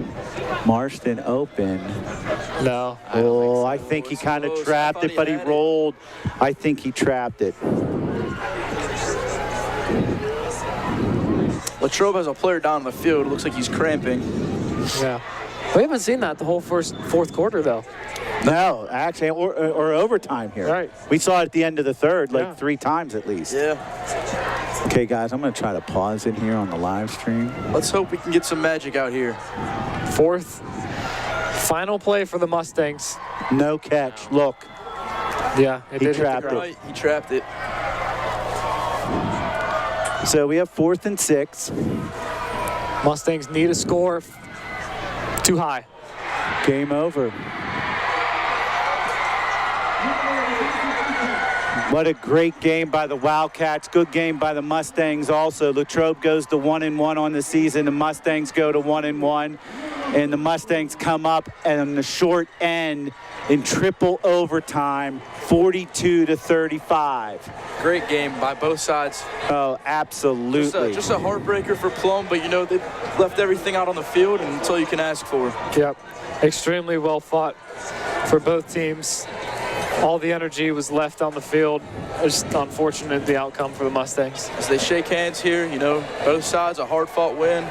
Just a great football game. Yeah, 100%. That ball seemed to get away from John there at the end, but he still had a great game today. He did. The Mustangs played well. They next week will go to Gateway. Guys, final thoughts here before we wrap it up here on an exciting home opener. Unfortunately, the Mustangs come out on the short end here. I just feel like this Mustang defense, you know, they played well. It was a hard-fought win for Latrobe. Again, the offense, they were electric tonight. Unfortunately, we couldn't come out with a win, but, you know, it was just a great football game. lots to be proud of for these Mustangs, and hopefully we can keep moving forward with some momentum. No, good call there, Joe. I mean, this one will haunt the Mustangs for a little bit, but they have no reason to hang their heads here. They went out to Franklin Regional last week, put up 42 points. They put up 35 tonight, one play away from scoring another 42, which is leaps and bounds over some of the previous years. So good job by the Mustangs tonight. Emil, any final thoughts here before we close it up? This was certainly not a bad game for the Mustangs. Fighting to triple overtime is honestly something you can be proud of. You can take that to the next game. Sure, you didn't get the outcome you wanted, but I mean, you fought hard. No, absolutely.